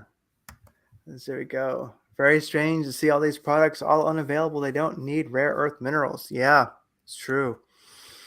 So yeah, so we're seeing a lot of that a lot of quite Wait, unique let me put up things. the map here, Yes, if you don't mind. I hate to keep let's jumping see. in on you, man. I'm bad at that. Stop me. Oh no, no, no, no. We're just, this is fun. It's one of the things about it's good to catch up because we're both busy, and so when we actually have the epic moment to get together and just talk crap, talk stuff, it's good just to record it and share it because it's why keep it between us? We don't want to cheat the world. Yeah.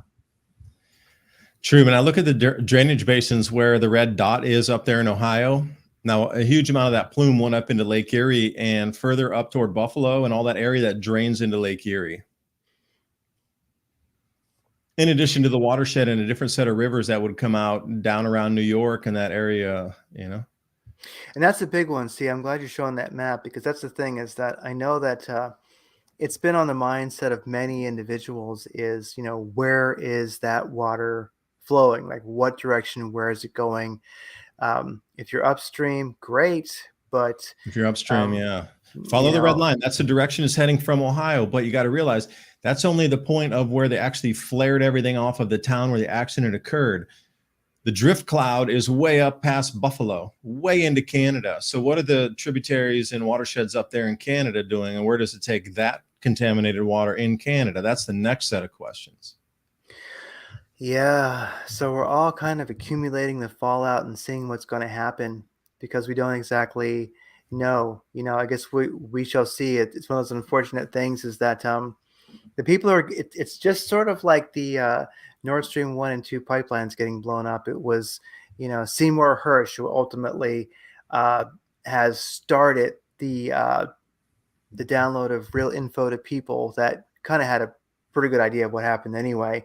And I've heard from sources, reliable ones, that there are a good number of people who've come forth and kind of set like dead man switches, you might say.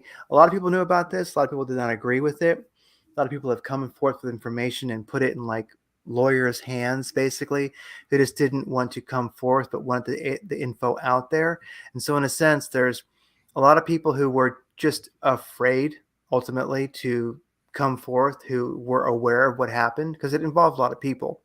Um, People knew, but now like the Seymour Hersh story is out, there's people who have kind of gone from, I want it in my will that this comes out to now maybe I'll come out. So there is a Oh, I tremendous never amount thought of that. of there's a tremendous amount of info coming out because now that it's blown open, people are like, well, maybe I won't, maybe I will take this knowledge that I have and I will just share it, through through high level lawyers and things like that. So this is happening. And so the thing about the situation right now is we'll see how it pans out. We'll see how it pans out. Because right now it is really citizen journalists. I mean, some people, you've got politicians playing their games and such like that, but really, we are living in a time that I think is very inspiring of, you know, uh, if this is as bad as we think it might be, it's going to be like you and I and little shows like this and citizen journalists. Because if you think about it, that's the only source getting this out. That's the only source getting this out, you know.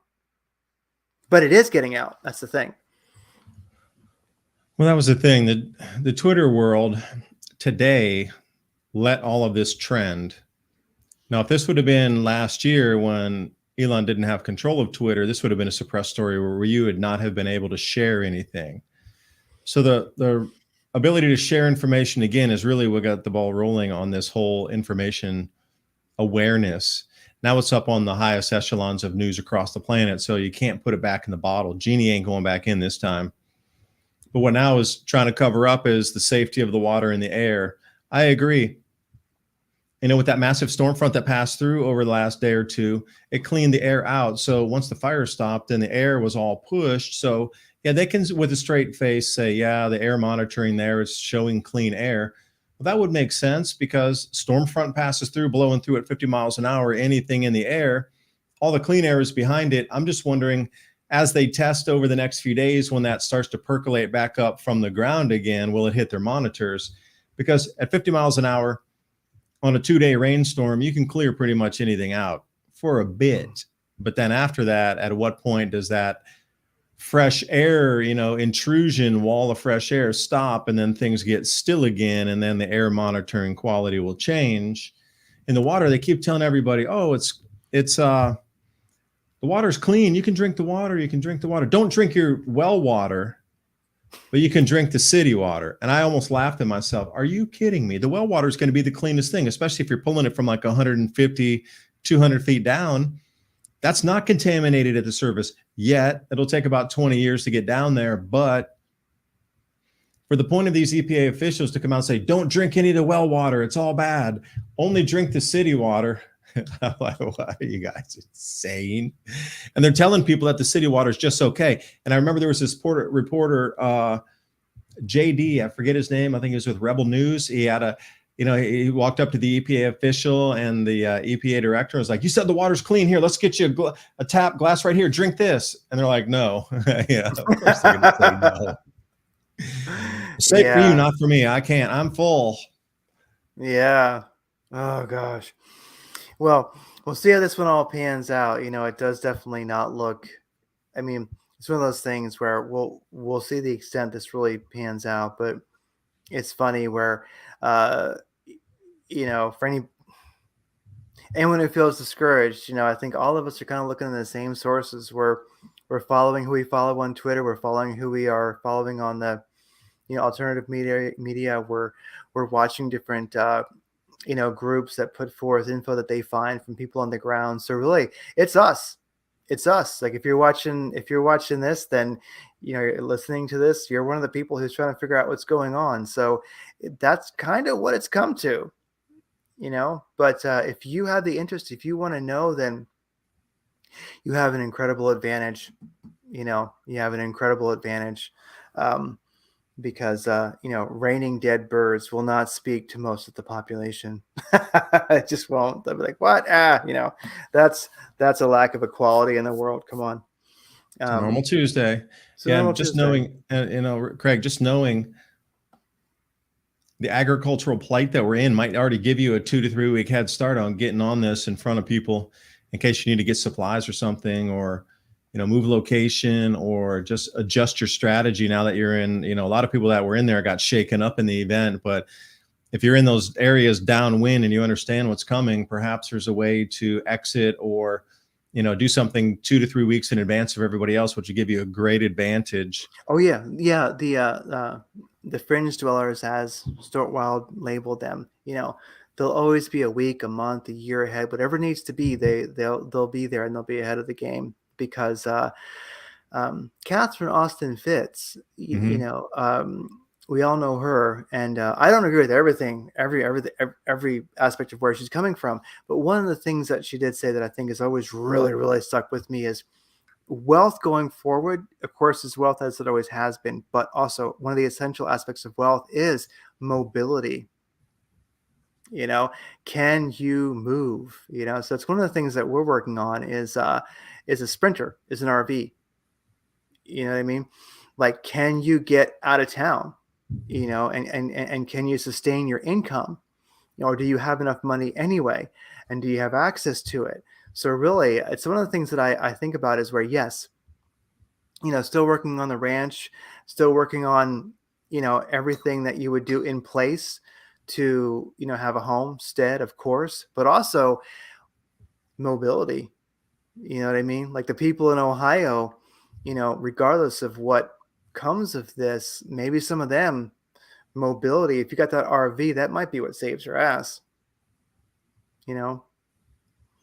Yeah, mobility is going to be important, I think, going forward.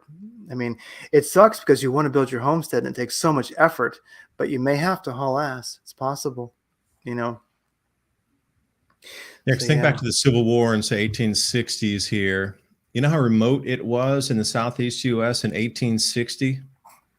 Like there were not even barely roads. There were like horse paths. But during that time, pretty much everything in the Southeast U.S. was completely destroyed by Union Army coming through. And you might think, oh, we'll hide way out here. We're way at the end of a road. We're the last pole up here on the electricity line. Okay. But they found farmhouses tucked into the forest way back in the 1860s. Like, come on. There weren't even roads. It was footpaths going to a log cabin in the forest in the 1860s, and they burned it down. There's an expression, as Sherman went through Georgia. I don't know if you've ever heard this expression before. It means complete and total destruction of something. So if you see something that's a complete wreck, and I would make fun and say a complete train wreck, that used to describe something horrific and, huge damage because the weight of the trains thing.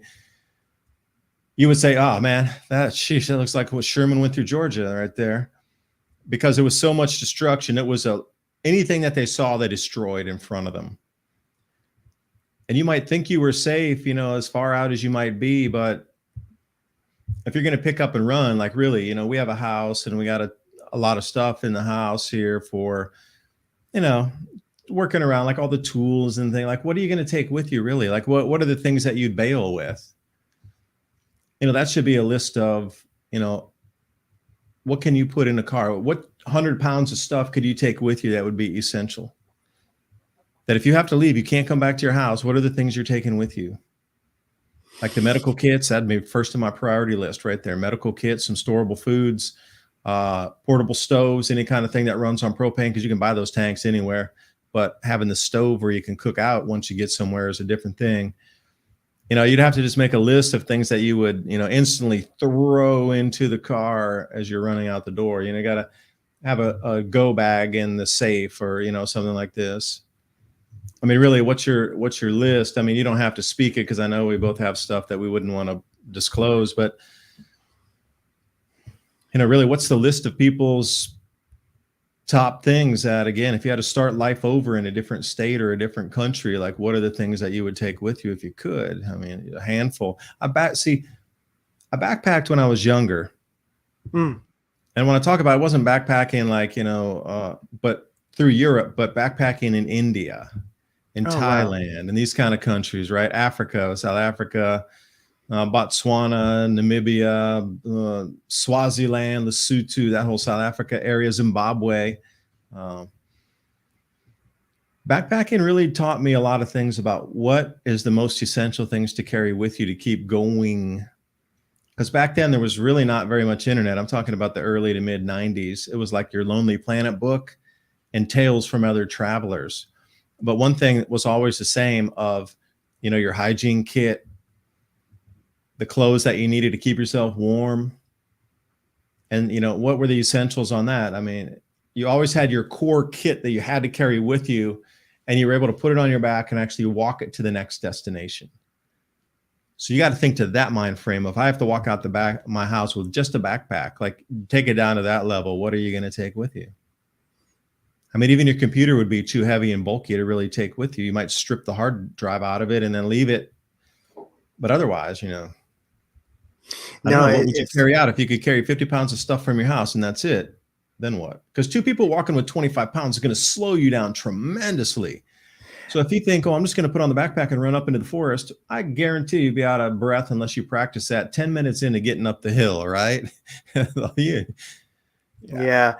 And that's one of the things is where I think it's really important, for individuals to, practice all these things. Like, I mean, everyone's different, but for me, I think that like my dream list, and what I work on is, it sounds funny, but like, do you go and do Pilates? I mean, right, so if you're farming every day and you're like working physically, that's one thing. Many people are not. Are you strengthening the body? And as far as carrying a backpack, how many people actually carry one? How many people actually have one they've actually packed up and carried? And how far can you do it? Like, a great practice is to go hike for a couple miles, a time or two a week, or even walk, with your pack on that you would carry. Gear checks are incredible. Put it to some kind of a test and you'll find out so much about what works and what doesn't work.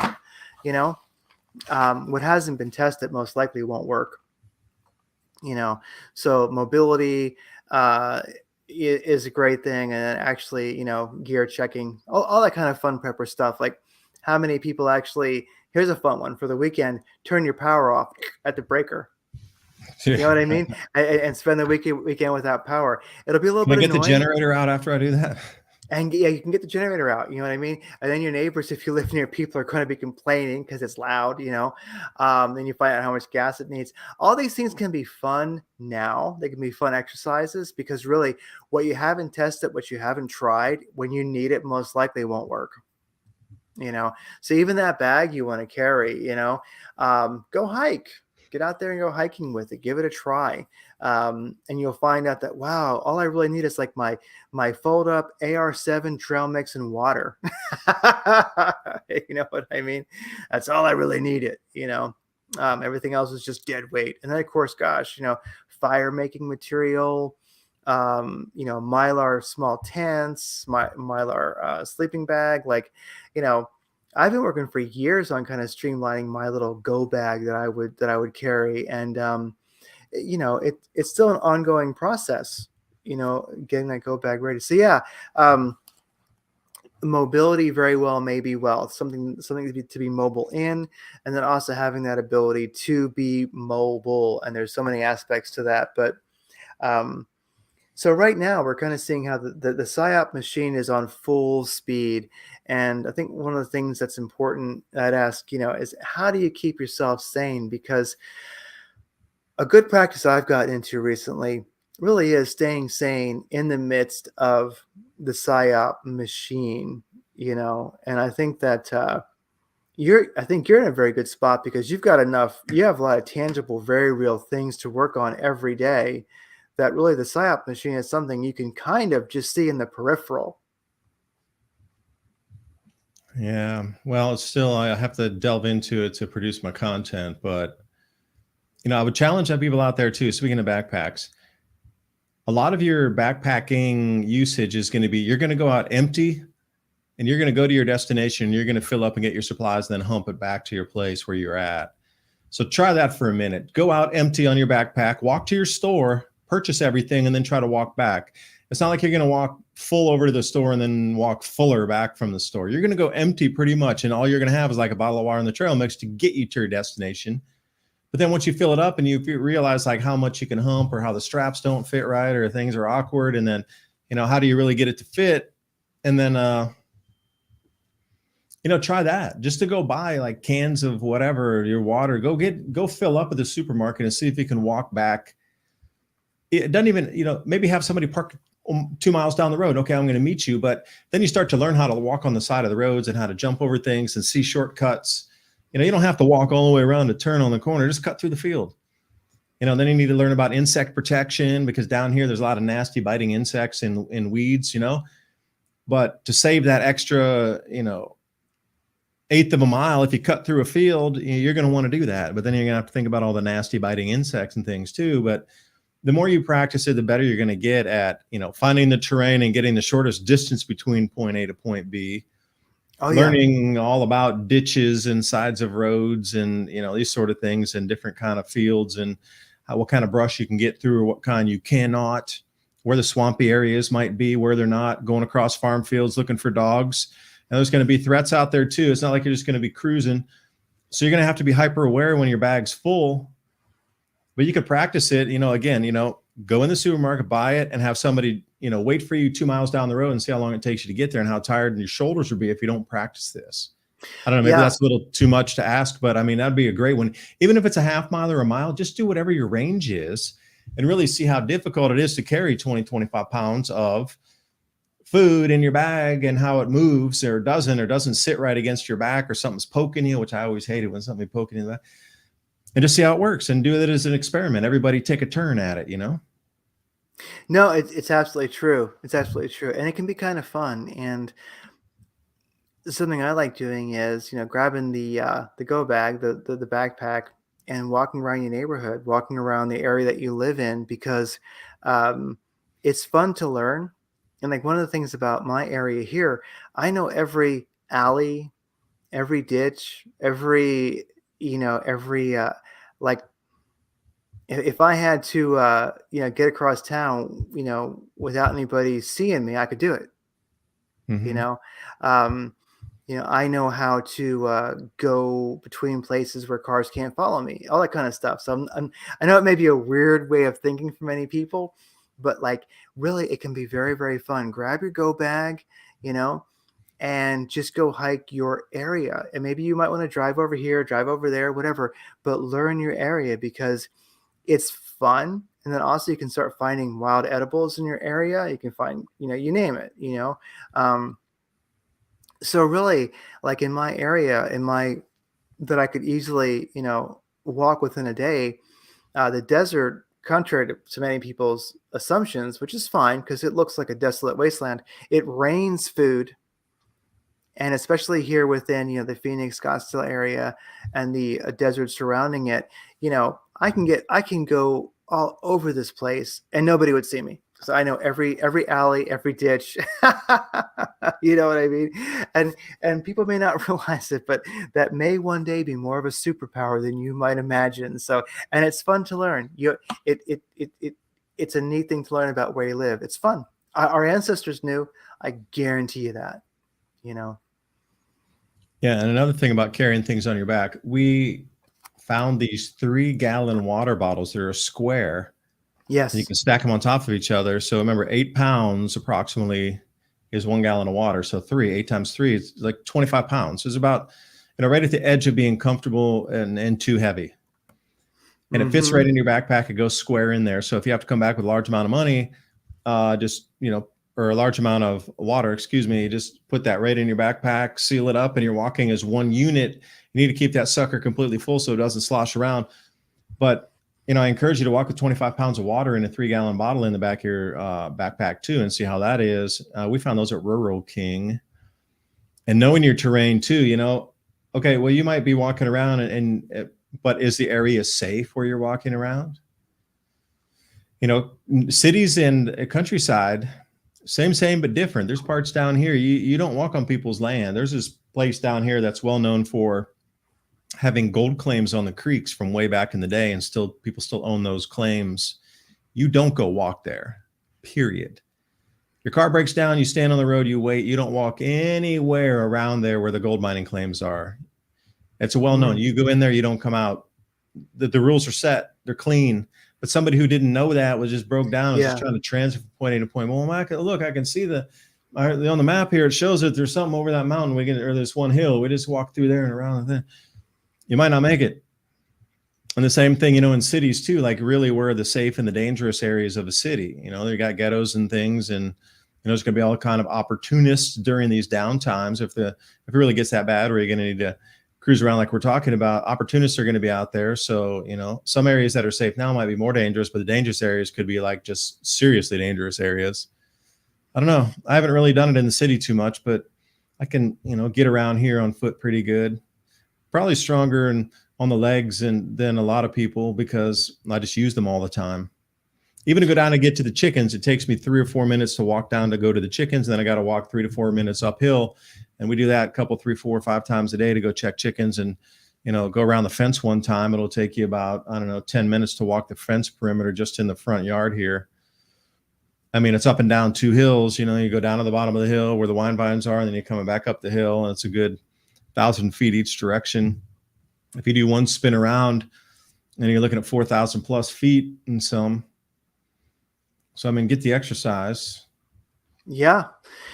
No, it's absolutely true.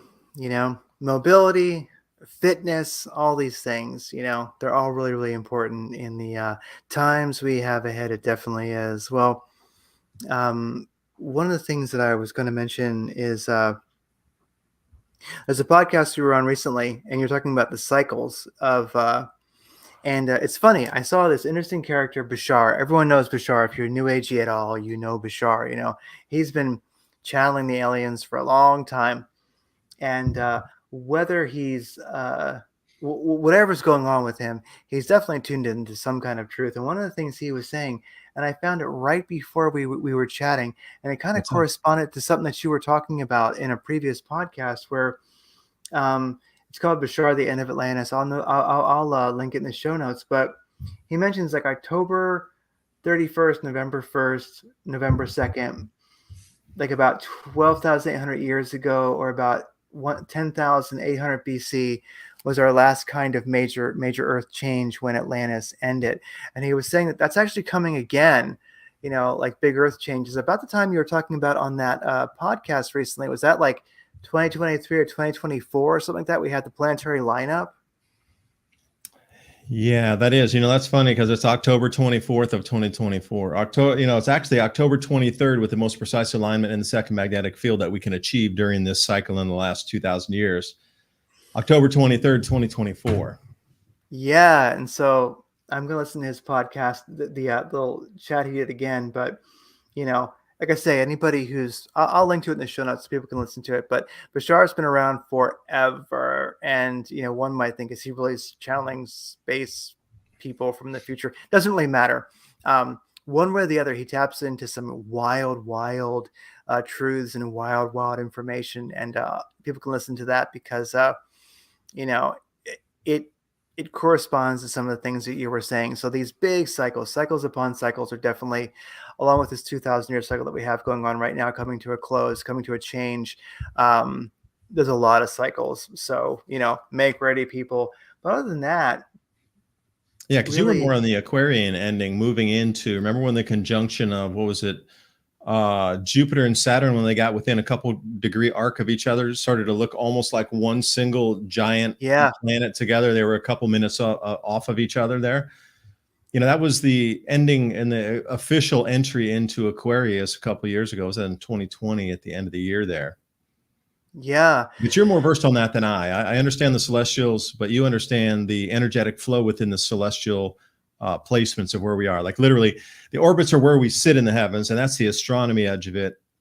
But Craig, you really understand the astrological edge of it, like the energetic flow that we're entering into as our solar system moves through different areas of space. And we're coming into a really heavy debris field here too. So that's another thing to consider. Yeah, and whenever we've gone through that fuzz, that debris field in history, it's always been quite the hectic time, you It know. is about to get super hectic. And I can give you an exact date on when we're going to enter it Yes, again. March of 2025. there you go. Yeah. So definitely I think this is a time where like one of the last things I would, mention is the PSYOP machine is on full on. And one of the things that I would just mention to people is, during this time, have fun because, we Mm-hmm. do have incredible cosmic energy coming in.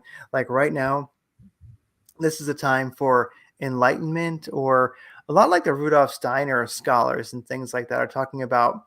This really is a time of the Ahrimanic deception. It's also a time of like the new Christ, you might say, within oneself. So really, as many people have mentioned, like humanity's bifurcating. There's those who get it and those who don't. Some people put it like some people are like plugged in for the full ride, and some people are in for like the NPC ride. They're just not. So only so much you can do for anybody. But if you're lucky enough to be listening to this, you're definitely on for the full ride spiritually. And so as that psyop machine is full on, they really are trying to control us in many ways and use our power. So remember, what you see and you judge and you get hung up on defines yourself also, which sucks. I hate to hear that. It pisses me off. But really, it does seem more and more, even though we have to be aware, and we are, because it's good. It's like part of a tactical life. We need to know what's going on out there. We really do need our like kind of neo aboriginal strength, and also our spiritual practice, because if you're not thinking for yourself, then they're defining you, even if it's just defining you by hating them. You know what I mean? It's like, believe me, I hate George Soros, but but you know what? My disdain for him does not define me, does not manifest my reality. And even though it's been one of the hardest addictions to get over, I realized to make it through this time and to thrive, I can no longer have the addiction to like the heroin of giving a shit about what the world does. But yet I do have to keep an eye on it. How's that working for you? Yeah, well, you're right. That I try not to put the negative vibration into the field. Yes. So you talk about Soros. Okay, that's a good one. A lot of people are targeting. Well, I hate that guy. I don't even think I'm in a non-emotional state on it. I just look at it as a player with a different colored uniform on the other side of the field that I need to get through. Yeah. Like really, with no emotion on that. It's just something standing in the way down there that I'm going to blow through. And Yeah. that's all the way I'm thinking. Because once you start feeding the energy, that's what they want. See, this is the whole thing about the psyop, is using your own emotions against you to bring you into that low vibratory state, which are more easily controllable through the fear and through the solution possibilities. But if you can try to stay out of that, and don't believe me, I am no master at this. I have my so many faults. Are you kidding me? But sometimes when I get into that, like, I wouldn't say depressed state, or just like really like, oh, this is terrible kind of state, I think of myself being in a hot air balloon and actually rising above and seeing that vibratory soup of something real heavy, but getting in a hot air balloon and actually visualizing myself lifting out of that, and me looking down on that and just saying goodbye to it and waving goodbye to it as I ascend out of that. And a visual exercise, as long as mental exercise, I really want to like feel that energy coming up as I release all that negativity of getting out of that soup. And I can actually feel myself splitting out of the layering there. It's crazy. Like I can almost feel it going down my legs and out my feet as I split and come out of that. And I really try to blend that meditation, visualization together to change my state.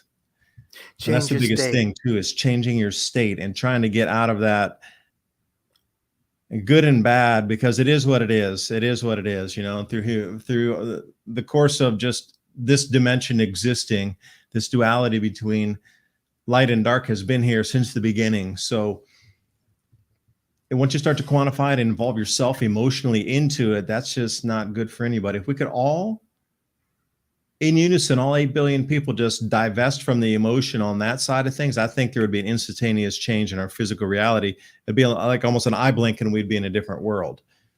If everybody could think the same thing on the same second on the planet of just giving up and living in just giving love out for 5 seconds and not keeping any personal emotion on anything. But if we could all do that in the same day, all 8 billion people, doesn't matter what time zone it, everybody stays up all day and all night across the planet, 100% of the people, and we think something differently all at the same time, I really firmly believe that our physical reality would change around us. And that's the thing with the massive, psyop that we're living through right now. The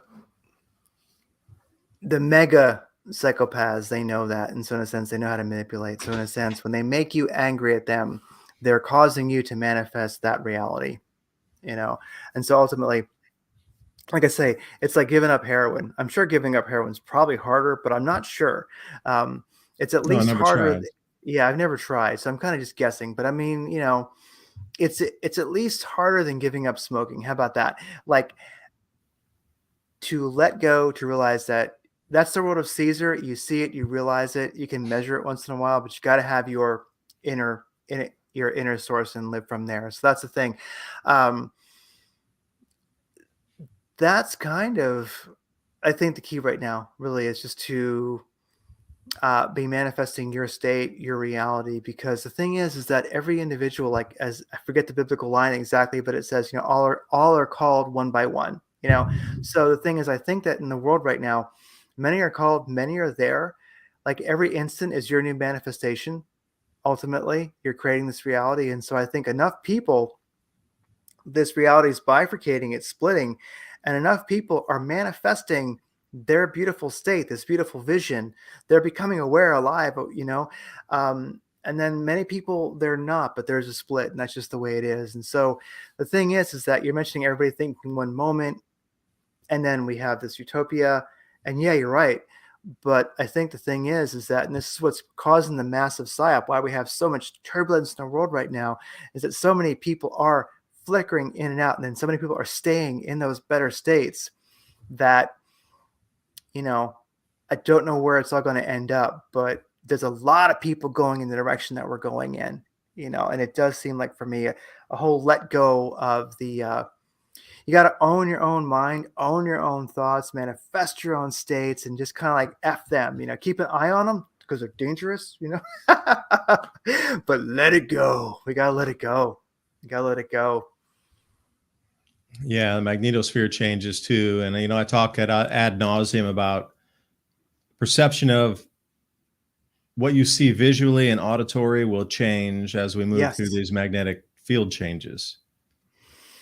Everybody's experiencing it. Like, there's not one person that doesn't feel different today in the state of the world that it is. Like, something's shifted enough noticeably for everybody on the planet. There's not really one person that doesn't feel that there's some shift that already has occurred that they've been part of, but they just can't put their finger on. Well, that shift is going to continue all the way through 2024. And I really don't know what will happen once we reach this. I'm going to call it a magnetic anomaly. I'm really unsure. I have some ideas in terms of zero magnetic field, possibilities of a zero magnetic field state on download that could be put into the human brain when there's no functioning positive negative field in the brain. If it's at a zero field state, what could be plugged in there? And maybe this is the consciousness sweep of that wave everybody talks about, is perhaps we have to come into a zero magnetic field state, and there's a massive download from the creator into right at that point. And then when the magnetic field snaps, everybody's literally been upgraded, and you can see through so clearly. You guys, you get out of here now. Yeah, we're not even a question of we even thinking about yet anything that we're gonna believe anything you say or do anything you do. No. And everybody in unison just says, no, you're back to the dustbin of history, bro. We're going to wait for another 12,000 years for you to come back. But this time you're completely 100% done, and we're going to take the world from this point. Something like that is what I more envision as we move through these next couple of years. That's why the PSYOP is hitting this ultimate point, and there's so much rushing at us like light speed points of light, because they need that. They're in a panic mode of trying to control humanity as we're getting into these last 2 years before really the power bases we understand on the planet is going to no longer exist in its present form. We're really just years away from that, really, like just October. And I do believe it'll occur even before October of 2024. I think we're right at the cusp of it as we come through. I will say one thing about the show I was doing today. I have my show up at Mike Adams' channel. I got the Brighteon TV show slot on 2 to 3 p.m. Eastern Standard Time. I was talking about the UVB runaway radiation event that's about to happen with the catastrophic destruction of ozone because of the mesospheric ice crystal clouds. Like that in itself, the amount of UVB radiation that's going to strike our planet almost instantly starting in August, September, October, November of this year.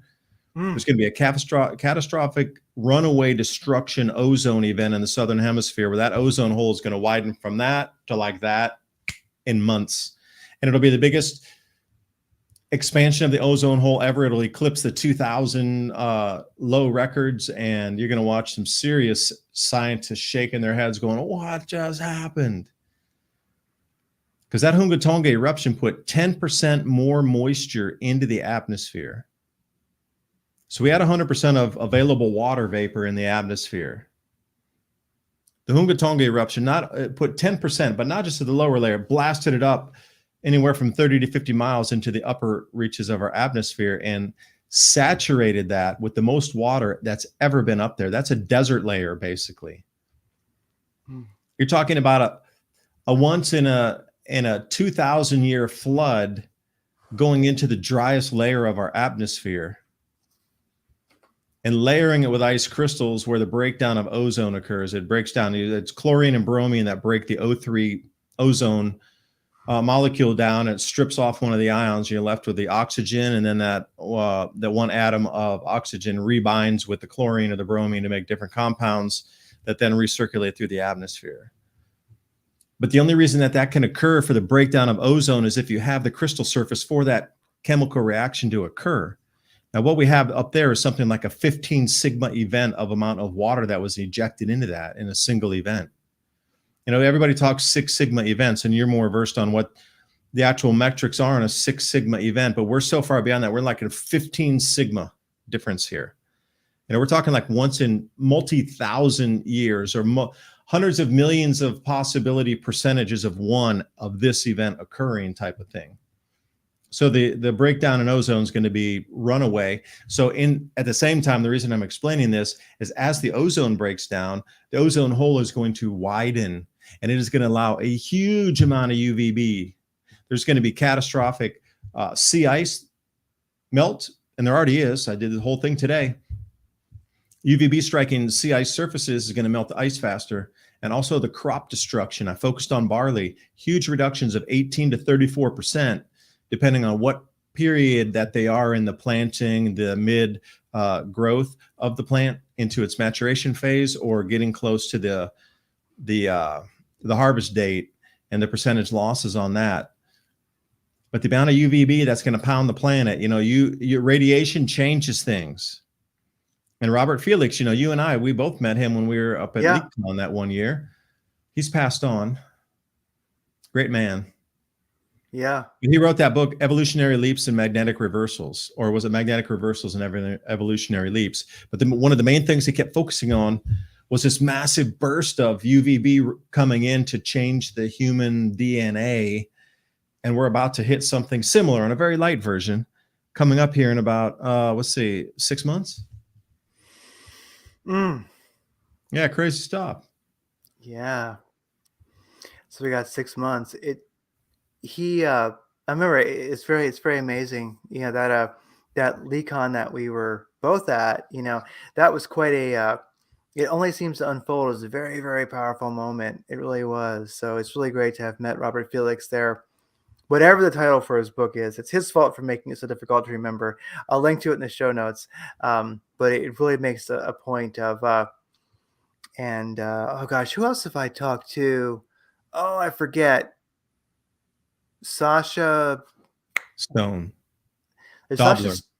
Sasha Dobler, yeah, and his books are, oh my gosh, I have two of them. Yeah, Sasha's books are super deep, and like shout They're out to Sasha Dobler. Thank you for including me on your release list. really, that's So amazing. wow, I mean, there's he won an expert in the field of history and effects of crop losses, natural disasters, government overthrows, and how population migration mixed into that. That's the guy you want to see. That's the Yeah, guy you so want to talk to. yeah, Sasha Dobler's books will, you know, they're they're awesome. No, you're blown back in your chair, just like, whoa, I can't believe there's that much information, and like it all makes sense and dovetails and connects so perfectly. Like, yeah, whoa, just get and he makes the point in both of slammed his back in your books. chair. Oh Yeah. yeah, and I haven't gotten through them. I mean, I've read some of each of them, but they're deep, they're amazing, and he makes the amazing point, and I mean with phenomenal research beyond comprehension, that as bad as it might get, this is our evolutionary leap. Like Felix mentioned, this is it. This really is it. This is our evolutionary leap. That's what happens during these times. There might be catastrophe, but this is an evolutionary leap. Absolutely, that's something I'm certain of. So it's all about, you know, are you riding that evolutionary leap or not? And so for me, yeah, definitely letting the world of Caesar be the world of Caesar and creating your own states, owning your own mind, manifesting your own reality, and just don't get down. It's something I know I have to fight sometimes. Is that really, you know, stay positive. Don't let yourself get down. Own your own mind. Be positive. Envision what you want. I guarantee. This is a fun one. If you're listening to this, you made it, or you wouldn't be here. So we're on the other side, pulling us all towards that next reality. All of us And here. we need you. Yeah, we need you. You're important. You made it, or you wouldn't Please stay hear with us this. on the planet. I know Yeah. so many people want to exit this planet on themselves. Please, we need you at the moment right here. Mm-hmm. You could be the final one that tips over onto the new world that we need. So please stay with us. We need everybody right now, and I need everybody to stay with us. Please stay here. Yeah, you Stay were with us on the called. ride. Yeah, you were called to the future. That's why you're listening. Yeah, We're all truly. there. You all were. Yeah, and so, I won't keep you forever, but yeah, as far as definitely staying positive, manifesting your own reality. There's so much help out there. Definitely check out David DuByne's show that he does on Brighteon, and I'll link to that because that's where he can be totally off the leash and off the rails, and he can just say whatever he wants. Scott Adams is an amazing character. He created an amazing platform there. David DuByne's shows are awesome there. And really, there's a tremendous amount of help out there. There's a bigger community than you may think. You're never alone. And I got to just throw out everyone loves Joe Dispenza. There you go. Mm. Becoming supernatural. Check it out. That's an amazing one in creating your own reality. And of course, there's always And I've been reading The Art of War. the art of war is essential right now. Yeah, really, Nev- it is for survival and how people are going to move. it really is. And like the Neville Connection, you can find all these over. I'll link to some of these lectures, some of these chapters of this book. It's all online. You can just listen to it if you want. I'll link to a couple of them. Great readings of those. And the art of war is essential because the art of war gets a bad rap because of the title, but the only chapter I find boring is the one on sieging cities because I just don't see that as a practical application yet. It may be one day, and I'll read it then. I have read it, but that one hurts me. But everything else, The Art of War is an essential book. I mean, it is. One of the things about it is, like it says, there is no peace where there is no treaty, and it's hard to win. It's hard to lose, but it's also harder to win gracefully because then you have to meet your enemy as an equal and make a treaty where you both win and lose some as equals, or else you'll never have peace. The Art of War is a darn enlightening book, and when you see the world today, you realize that our especially leaders in the West, they ain't read it. What's that one Yeah, the say? terrain chapter for me is the number one read out of this. The terrain chapter. Okay. Yeah, because it tells you, like in a these types of situations, in I wouldn't really say combat, but movement of troops and movement of people across lands. It tells you how they're going to move and how you should move to avoid them. Like stay down in the lows of the valleys when you're traveling during the daytime, but hit the high spots at night so you can see campfires down. It just talks about positions and what types of positions that you should be taking if you're going to move through terrain. So this is one Wow. really good one for me here. Let me find a good quote out of here. Terrain. Wow. A link to Uh, the, of course, it a was link to the I article. had it the other night. I was kind of buzzed and reading this one here, but talks about breaking camp. And here's a good one. Regarding your soldiers as children, as your children, they will follow you into the deepest valleys, look upon them as your own beloved ones, and they will stand by you until death. So, I mean, it doesn't have to be troops. I mean, you could treat anybody like this. There's a lot of just common sense knowledge on how you want to live through life based on, this was the greatest warrior of the time, and, was forced to write this book. But you have to think about that. Like, this is the knowledge passed down from several thousand years ago, but really nothing changes in the way that, you move through terrain, especially, move through the low valleys during the daylight, and then where to camp on a south-facing sunny hillside. These are practical things that any survivalist book would tell you today, but this was written thousands and thousands of years ago, which is the craziest thing. And just commonsensical things on how you, here, I'll read a quote here for you. It says, Yeah. when you come to a hill or a bank, occupy the sunny side with the slope on your right rear. Thus, you will at once act for the benefit of your soldiers and utilize the natural advantages of the ground. And it talks, if you're coming into a marshy area, avoid it. Like the simple thing. So it says all armies prefer high ground to low ground and sunny places to dark places. So to move through, stay on the low ground and in the dark places, and you can walk right through them. These are the types of things. And here again, camp on hard ground. You'll be free from disease of every kind. Obviously, if you're not going to be wet and soggy and all kind of things that are growing in the moisture there.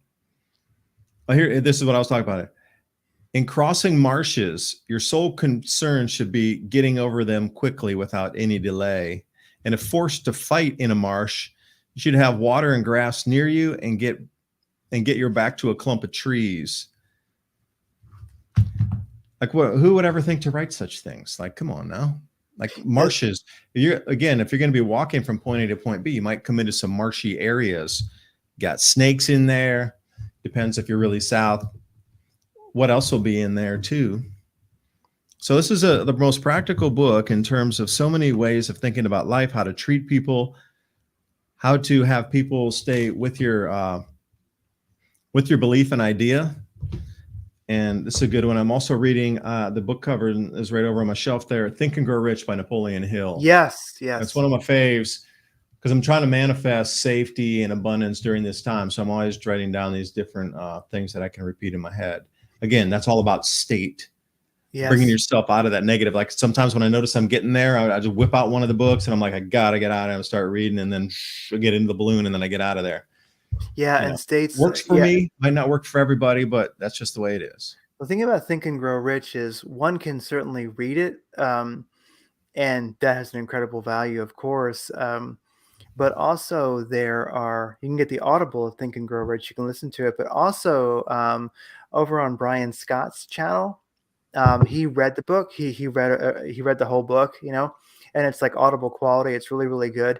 And so I'll link to that in the show notes too, because that's a free way just to listen to it. And he's a very good reader. And so no, Think and Grow Rich is it is a deep, deep spiritual grimoire of knowledge, and it's kind of like The Art of War and Think and Grow Rich are both books that I almost wish they had deeper titles, but regardless of the title, the text is deep. They're way, way more than they appear to be on the surface by far. So those are essential books. Like the Art of War. One of the things that is being missed right now is when your soldiers fight with their back to a cliff, they'll always be victorious. And it's one of the things that the collective West is not realizing. Attacking Russia through Ukraine, their back is at a cliff. That's their home. it's not going to work, So that's just my take on it. I have a bit of a Russian bias on that conflict, but that's fine.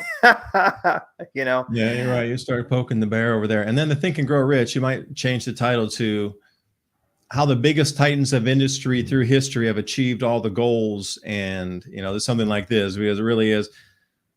The one thing that stuck out to me in the book was when an unknown inventor went over to Edison and sat down with him in the office for like 10 minutes, came out hired as a position. But the reason that Edison hired him was, he says, this man told me that he would never stop until he achieved his goal. And his sole focus was laser focus on getting this goal, that he would never tire and never quit until he achieved this goal.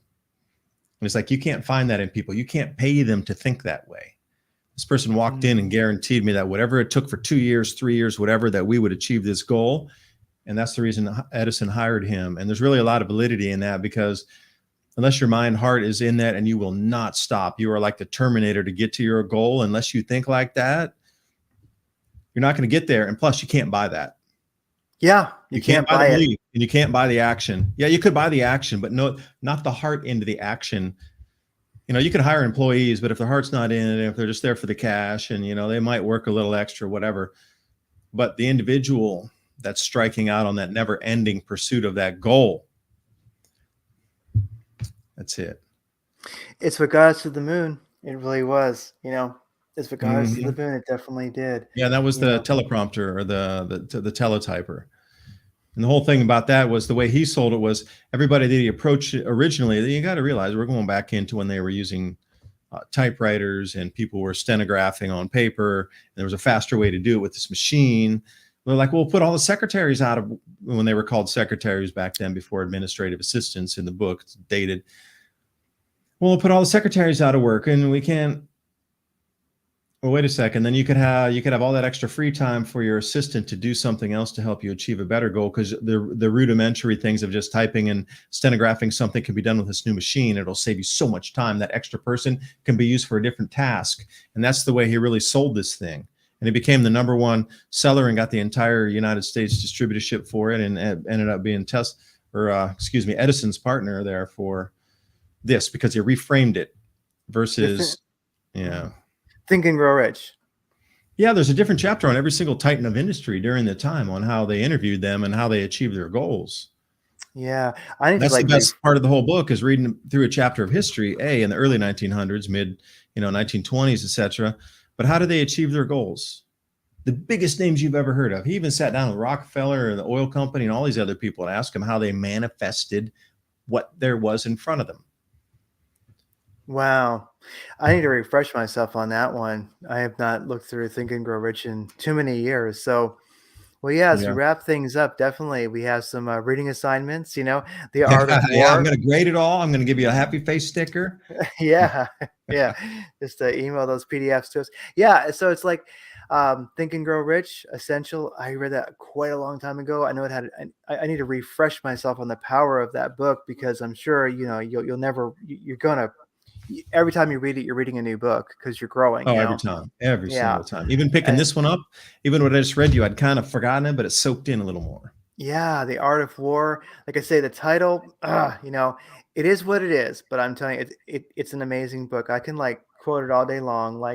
All battles are won through deception. When you're strong, appear weak. When you're weak, appear strong. Endless. There's so much stuff in there that really can help you live a better life. It's essential. And then, I just throw my little books out there, like Becoming Supernatural by Dispenza. If you're into quantum physics and things, and you like the technology of spirituality, Joe Dispenza, Becoming Supernatural. I need to delve in. I haven't read that one yet. Thank you for the lead on that. Yeah, it's badass. And if you do go to Amazon, it's on Audible, and you can listen to it. And it's a very good reading of it. Neville, very cool character. This guy, he's the one who really, when it comes to, he literally says, you're God, the imagination is God. What you imagine is now. Simply allow it. This is true. He sees the Bible as a manual of manifestation, and how to basically manifest states. You see the state, you manifest it. And that's like the Neville reader. And I'll put in the show notes a couple books of his that people have read on YouTube, and they did very, very good readings. They're very, very short, and really, as far as manifesting your reality, Neville, he nailed it. And I'll even link to some lectures that were done in the very early 70s in his own words, him lecturing. Just his voice has a certain power. So yeah, there we go. That's how we kind of finished it all up. Own your own mind, define your own states, create your own reality. If you're listening to this, it's because we're all here from the other side, pulling us to where we're going. You matter. We'll see you we'll see you along the way. Absolutely. And you can almost feel the different splitting reality layers as if in a layer of an onion. So I'm wondering if the vibratory pattern that we put out for safety and these types of things as we move through, if an army could actually walk literally through you and we would be invisible to each other because the vibratory state would be so different between us. That's what lore and legend is all about, is people becoming invisible because they believe they could. Now, I think it was change of density, what they were moving into, that allowed marching armies to just walk right past them, over them, through them, and they didn't even interact with them. They were in different density levels. That's the whole thing. Yeah.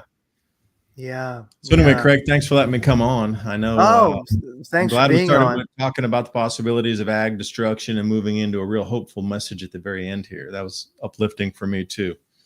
Yeah, yeah. We're the ones who manifest this reality during it, and we own our own minds, we own our own states, we manifest what we want, F these globalist bastards.